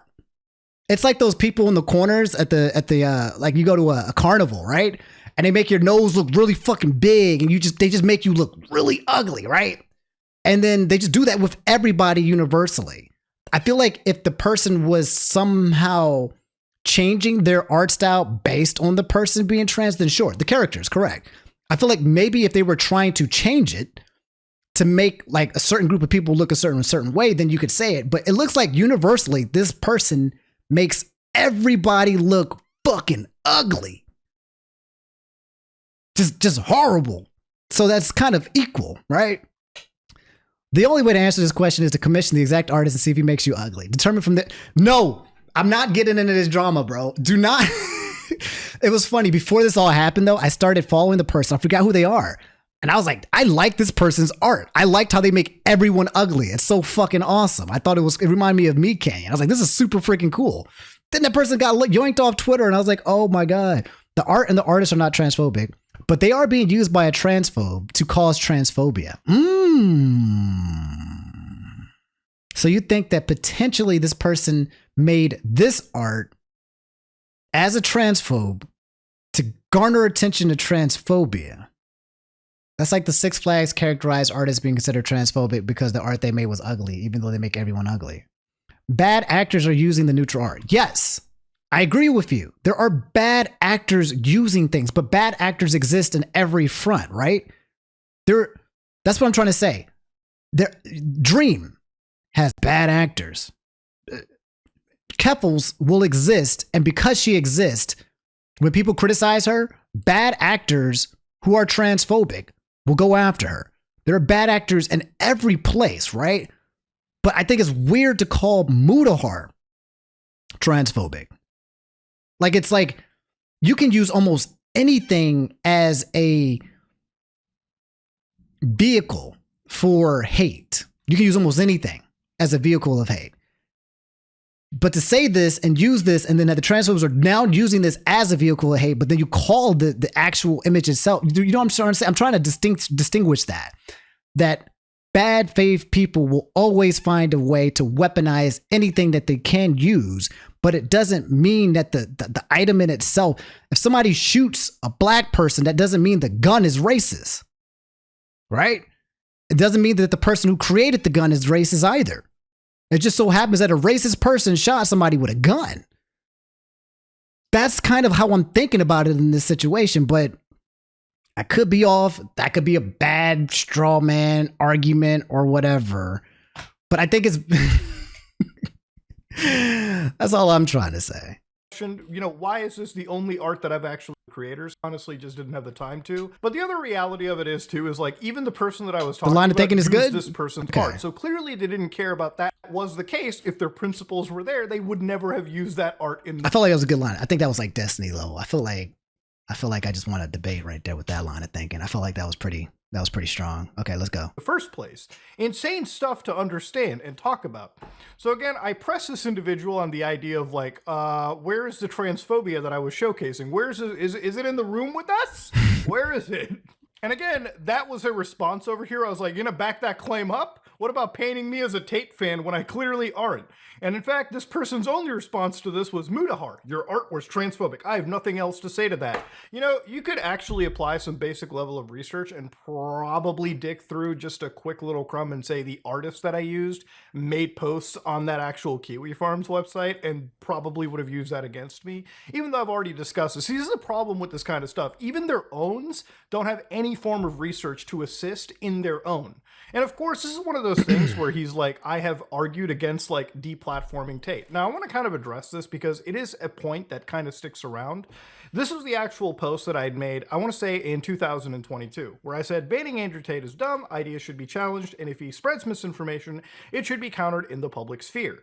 I really think, and maybe this is idealistic of me, but I really do believe that when talking about, you know, individuals on the internet, whether they be Tate, whether they be Sneeko, whether they be all these characters, deplatforming, I think, always strengthens a lot of their core base into thinking maybe Yes. they were right all along, maybe Yeah. the establishment wants to shut them down. These people use euphemisms like the Matrix and whatnot to basically say that there are people oppressing them, when in reality, they just have really shitty ideas that in the grand scheme of things, when you actually are countering them, like Charlie's made videos on Sneeko, I've made videos on Sneeko where we've collectively shat on the individual. Charlie taught him how to use guns. I taught Sneeko how to shift gears in a manual transmission vehicle. And of course, plenty of other people have laughed at individuals, especially people like Tate. I really think that discussing these things instead of outright banning might actually be for the better. Now, obviously, this is a topic that's really brought up for debate.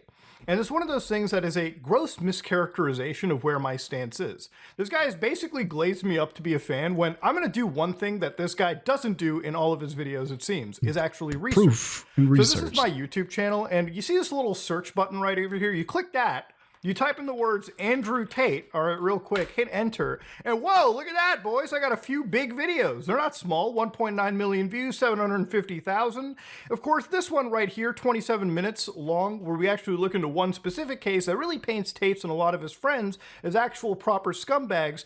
Yeah, I take shit from every side, okay? Whether it's the most left-leaning or the rightoids or whatever. And it's literally because for actual objectivity, we do look through actual cases and information and come to a logical conclusion. A lot of the videos on my channel in this fashion is me presenting actual facts, actual evidence, and a lot of the conclusion is something that comes up to the average person. And I believe I present cases in such a way and in such a fashion that people usually come to what I believe is the more right conclusion, which is that these people are scumbags. So it's interesting, right? It's, again, I've seen people kind of like try to fuck with Mutahar, like on the internet, like talk shit about him or whatever, right? But like, if you are going to investigate a situation, all right, you're going to be like, Andrew Tate seems to be a very controversial figure. Let me spend hours on hours on hours and make videos on videos on videos and research this man objectively to figure out what's going on, right? You do all of this shit. Imagine you spend 10, 15, 20 hours collectively researching Andrew Tate and coming to the conclusion that he looks kind of like a scumbag and his friends are kind of grimy as well, right? That's where you basically are. And then one person makes a YouTube video and says, "Oh, here's Mutahar. Or here's Oompaville. He's talking positively about Andrew Tate or whatever." Like, come to this one line sentence statement about you that's completely off basis. No research, no proof, no nothing. Just said it. Just be saying shit. And you know what it is too? Oh my God. Okay, can I really talk to you? Hi, plus Macca, how are you? So guys, I've been seeing this thing. Oh man. So I've been seeing this thing around culture, around the world, okay? Maybe you guys have heard of it. Maybe you've seen it. And sometimes maybe you're guilty of it, okay? Sometimes I'll be having conversations like, "Hey, well, that scared the shit out of me. Hooray, thanks for the 10 months, homie. Keep the good work and make sure to stay safe on these streets because these streets ain't safe. I appreciate it. Thanks for the sub, homie. Listen. Also, continue to sub if you want. I feel like when it comes to family, people who are like, don't do research. I think the majority of people in the world are fucking stupid. Okay? They're stupid and ignorant. And that's okay. I don't expect everybody to know everything about everything. How many conversations have you had with a person where it starts off like, "Hey, did you hear that Will Smith is gay?" And they'll be like, "Huh? What do you mean?" "Yeah, there was an article and it said Will Smith is gay." And then it was like a 10-second video. And they're like, "Damn, that's crazy. He's gay." And then that's it. That's it. People are now taking information, titles, and quick clippets of just fucking information. And then it's now factual. And then people are creating conversations. I've had conversations with so many people who were like, "Have you heard XYZ?" And I'm like, "Yeah, where did you get that?" "Oh, I saw it on an article." I was like, "Oh, I read more into it. I heard XYZ." And they'll be like, "Well, nah, I didn't hear all of that, but I don't like the guy and I don't trust him." I'm like, "Dang, you don't like him? You don't trust him? Why not?" I just don't. Like, they ran out of information within the first 30 seconds of a conversation because that's literally the bandwidth that they have. And they're literally just running with this take. People will see a headline and that will be their entire argument is that the headline exists, and that's where we are in this space. And I feel like that's what fucking not Wendigoon did. It's something in Values and Shadows or something. That's what he did. He just, I'm gonna connect the dots here because they took some pictures of some friends. Oh, there, I found a tweet. Bam. And there we go, kind of situation. And it's another reason why I am so fucking careful with taking sides, why I'm so objectively not trying to pick sides, why I'm so careful when it comes to like waiting on shit, because I know that I'm ignorant. I know that there is information that I'm not privy to. I know that there's information I'm not privy to. I just know it for a fact. I don't pretend to know everything, and I don't pretend to be right, and I don't pretend to be holier than that.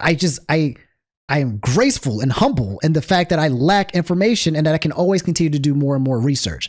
And I feel like when people speak definitively, that shit is so dangerous. When that guy in the Praise and Shadows dude, whatever, his video felt so dangerous because my man was so confident. He spoke with his chest. He was so sure that his conclusions were correct based on this contextual information in these trails, that he had a surefire pinpoint on these people's characters. He didn't say, I think, I might, maybe. No, he was just like, this is transphobic. That's it. That's it. And that's a big thing to say to somebody, bro. That's a big thing to say to somebody. So I just feel like that's kind of like where we are now on the internet. It's just, I am not like Mutahar when it comes to my videos. You guys know me. I like to react to shit. It's even more important for me to not pick sides and to be objective and to be like, hey, I don't have all the information. I'm going to present with you guys what I'm seeing here so far, but also I don't know if something is true or false. I'm just showing you what I'm seeing here, kind of thing. And people will be like, Omni, pick a side. It should be very obvious which side is correct here. And I'm like, what the fuck, bro? Why do you want me to do that? And then I pick a side and then I'm wrong. And now people are going to be like, you fucked up. Why did you do that?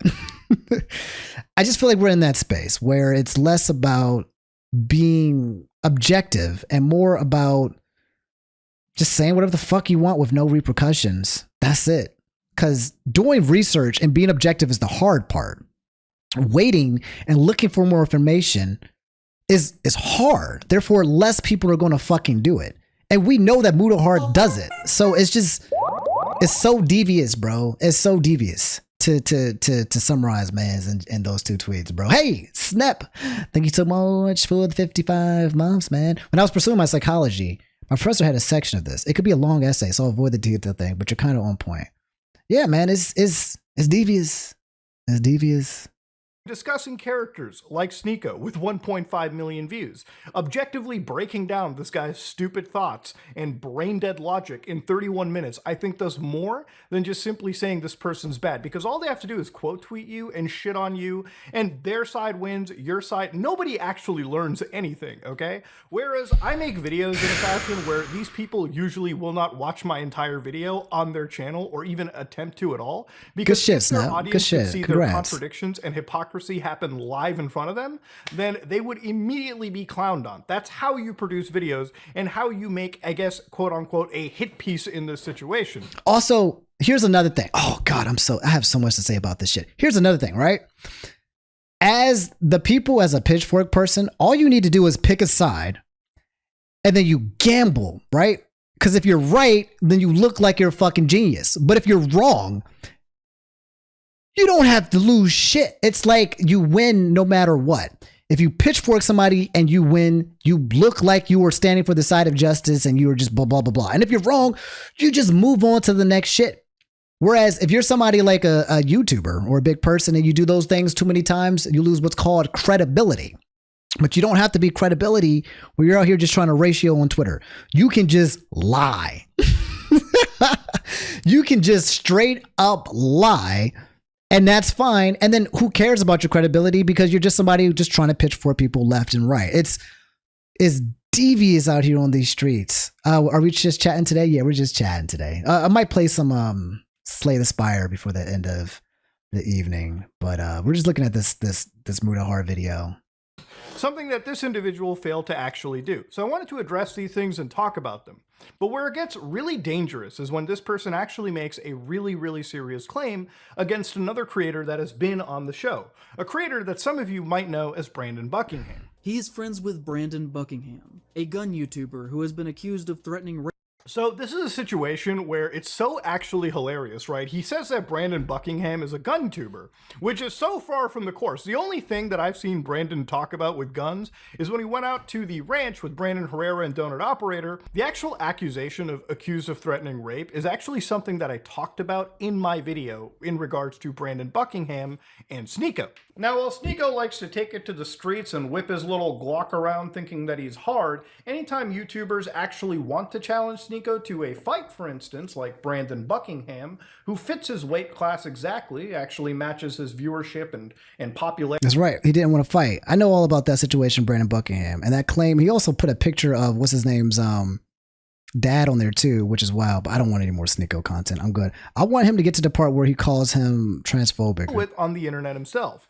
And 47 minutes into his bad conservative horror movies was this goddamn line drop. I normally have a rule for myself of refusing to engage in purposefully combative comments, but this one made me really mad. And I said back to them, I can assure you that I have never... Here it is. People, it's insane.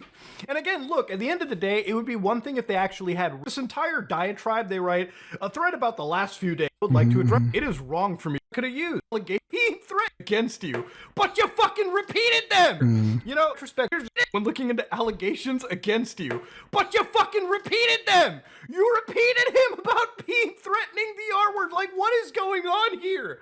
You know, here's the thing. Back when I, had my spat with Ethan Klein about the donation shaming, in retrospect, looking into it, it's like the most nothing burger thing in comparison to propagating actual allegations like this.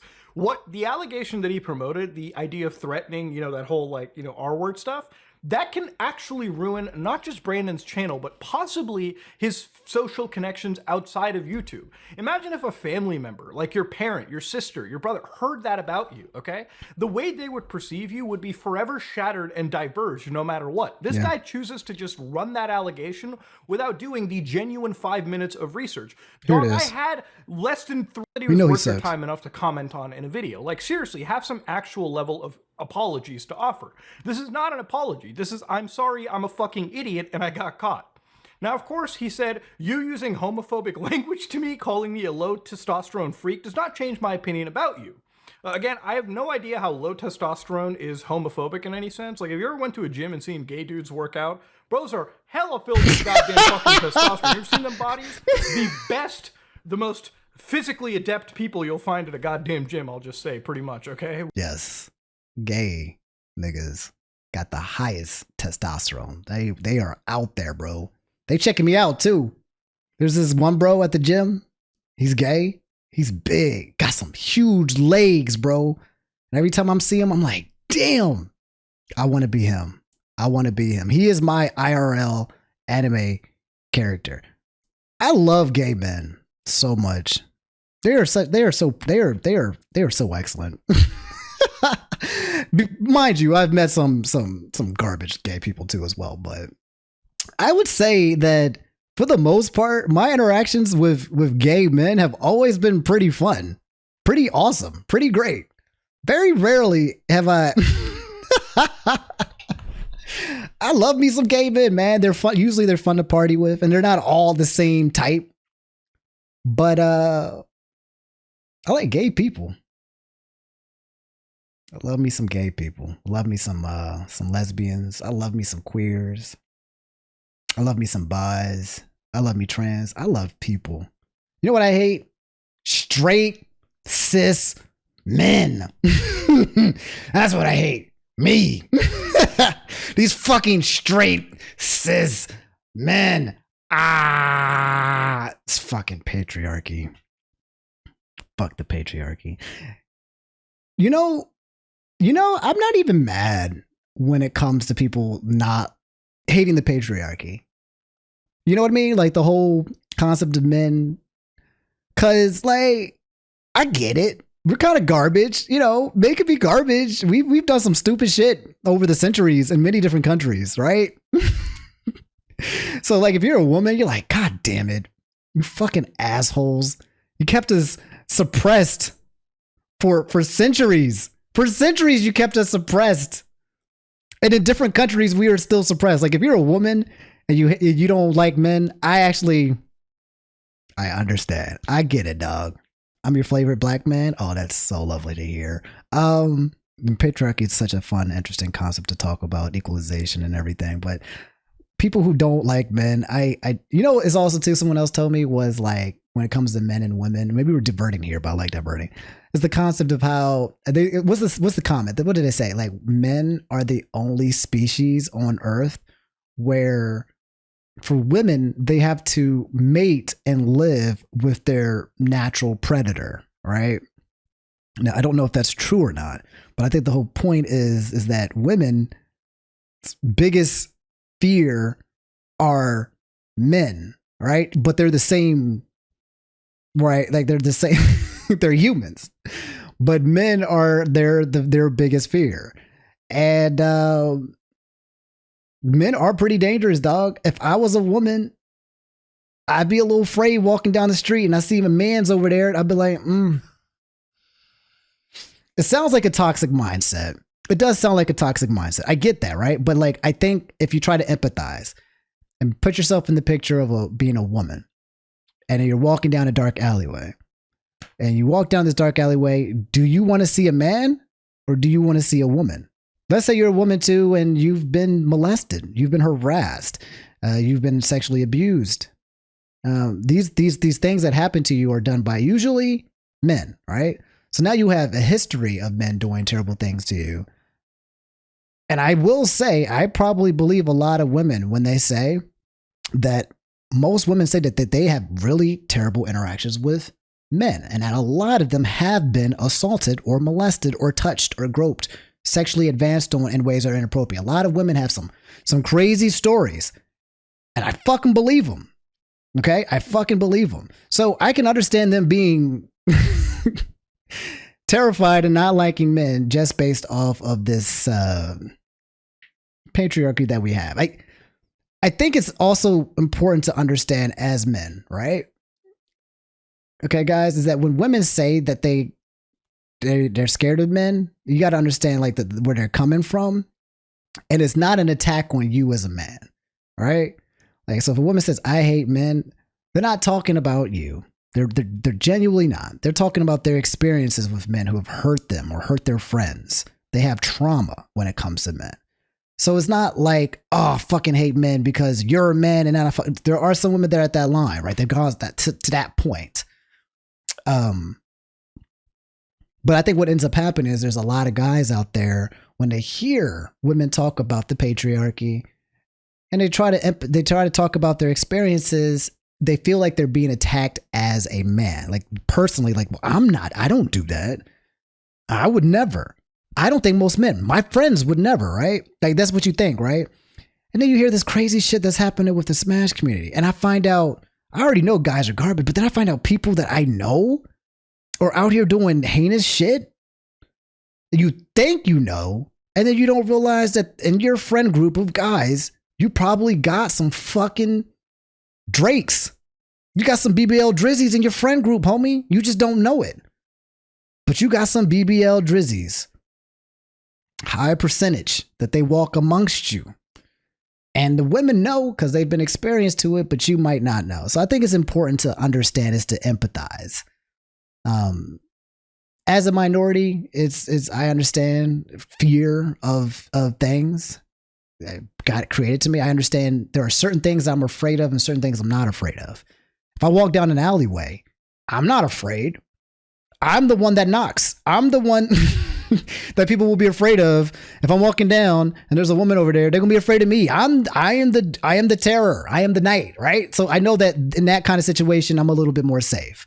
But I also know if I'm in certain places in certain towns, or maybe a police pulls me over, and because of my melanin, I might not be in a good space. So that's all. I wish people would just be more empathetic towards people when they say things.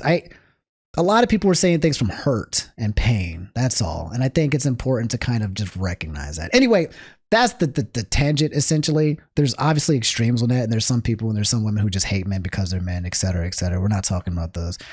We're always just talking about what's in the circle, the people who have nuance. It's just unfortunate because it feels like the people who are on the outside of the nuance, the common sense, are literally the loudest. They have the biggest microphones. But the people who just kind of see the nuance and understand and have these normal conversations, it's kind of boring because you're coming to agreements and inclusion and peace, and nobody fucking wants that. People want war. They want to fight. Without getting... Actually, I'm getting kind of hot, goddamn. Anyways, to Mutahar, your thumbnail art was transphobic. I have nothing else to say. We've already covered this. Again, doesn't choose to jump in. I even gave him an extra bit of like ammunition against me. Didn't even decide to go down that. I always try my best. I dropped the ball here in how I presented this. My heart was in the right place. I try to live my life with integrity. If you've watched me for a long time, I hope you know this. I will always believe in trying to do the right thing and standing up to things I do not believe in. Again, this is just a diatribe of nonsense. Mentally, I've grown very tired of conservatives picking apart my work for 2 years. I am worn down. I let my emotions get the best of me here. No, I really think reading the term conservative here already just puts into place. I would say that most of the people on this list, alright, not all, but most, I would say, me included, are definitely not in the pile of conservatives, so to speak, okay? If you ever watched my content and given me more... Mutahar, just answer it. Where do you lean? What's your political stance? Tell us. Tell us where you stand so that we can cancel you. That's what people want. That's all people want, is just say where you are so we can finally put you in a bucket that we so desperately want to create, essentially. More of a fair shake, hi. like I've actually tried to do here for this individual, then you would realize that I'm actually quite on the center leftist side of things. I've taken a lot of batterings from people anytime my personal viewpoints have ever showed up in videos amongst the most extreme ends of both sides of these spectrums. But in reality, I'm willing to take punches if it means I can promote who I actually am versus a caricature of me on the internet that only panders to one extreme side or the other. It really seems like the brain in this person's mind, the brain in this person's body, is pretty much warped by the ideas of politics and infighting and team sports that unfortunately are what politics are these days. Yes. Nowadays, it seems like the people that are always trying to make a point and hit pieces when they're in these political camps care more about, you know, pushing their narrative versus about what is actually an objective fact and what isn't. And it's why bad faith representations of individuals have become so common in a lot of these spheres. God, okay. I feel so good hearing Mutahar echo my thoughts and my feelings. Not that he's justifying me, because he is, but just so that I know I'm not going crazy. That I'm like, I'm not seeing what's happening here, which is just all of these people creating shit out of nowhere and then trying to hustle and run game and get away with it. It feels good. Feels good. Mutahar for president. See, the thing is, I bet you what Muta would say is that he would never run for president. He would fucking hate that shit.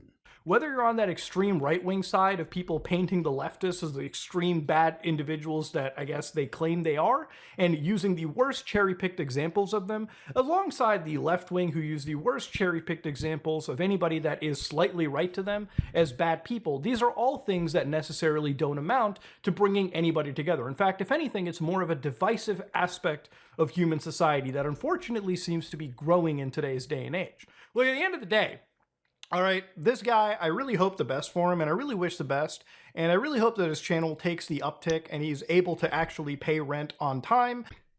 That's exactly what I said. It feels like some of these people who attack these people and they thinking they're villains, right? And then the problem is, and I'm going to cut it right here. Here's the problem. The problem is they want to paint people as villains. And these villains come out, right? Most of us come out, we're like, yeah, man, kind of wild. It's not like that, but I do hope the best for you, homie. I hope your channel grows. I don't wish the same ill intent or energy onto you. I'm not reciprocating that. Not trying to counsel you. Just trying to debunk some of the crazy shit that you said, just to let people know that they don't have to paint me as this picture. Like, unfortunately, because you make these videos or people quote these tweets, now people are going to be like, "Hey, is Mutahar transphobic?" I saw a Twitter post and it said Mutahar is transphobic. I hate that guy. I knew he was transphobic. And then literally, that's just how information relays, right? And when you meet this guy, one of the most down to earth people that you could ever talk to and listen to when you talk to as well, which is why he has a following. But I think people want to project, and people sometimes want blood. And I feel like what is his name again? In Death of Shadows, I think he wanted blood. That's what it felt like. He said in his thing that he was mad. And it's hard to be objective when you're angry. It's hard. Because now you got a vendetta with these people. And now you're painting these pictures in your head that not only is this person evil, but everyone attached to him is in this big old Illuminati circle. And so what we're going to do is gaslight you into thinking you're wrong. But it's true. The Illuminati does exist, okay? Mutahar, all right? Wendigo, freaking Brandon Buckingham, freaking Oompaville. He was right. He was right on the money. He is completely right. Garbage people, all transphobic, okay? The worst of the worst. And I'm one of the leaders. I'm one of the ambassadors, okay? We gaslight these people once they figure us out into thinking that it's not true. And then we reply with kindness and niceness in order to,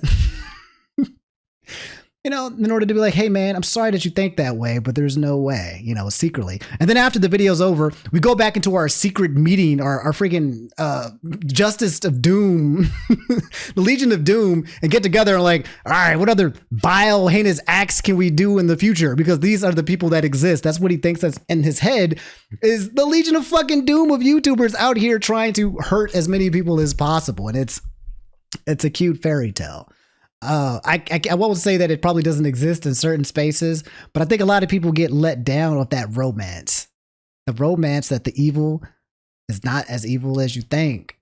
And maybe there's some projection going on. Maybe you got some stuff in your skeletons in your own closets, homie.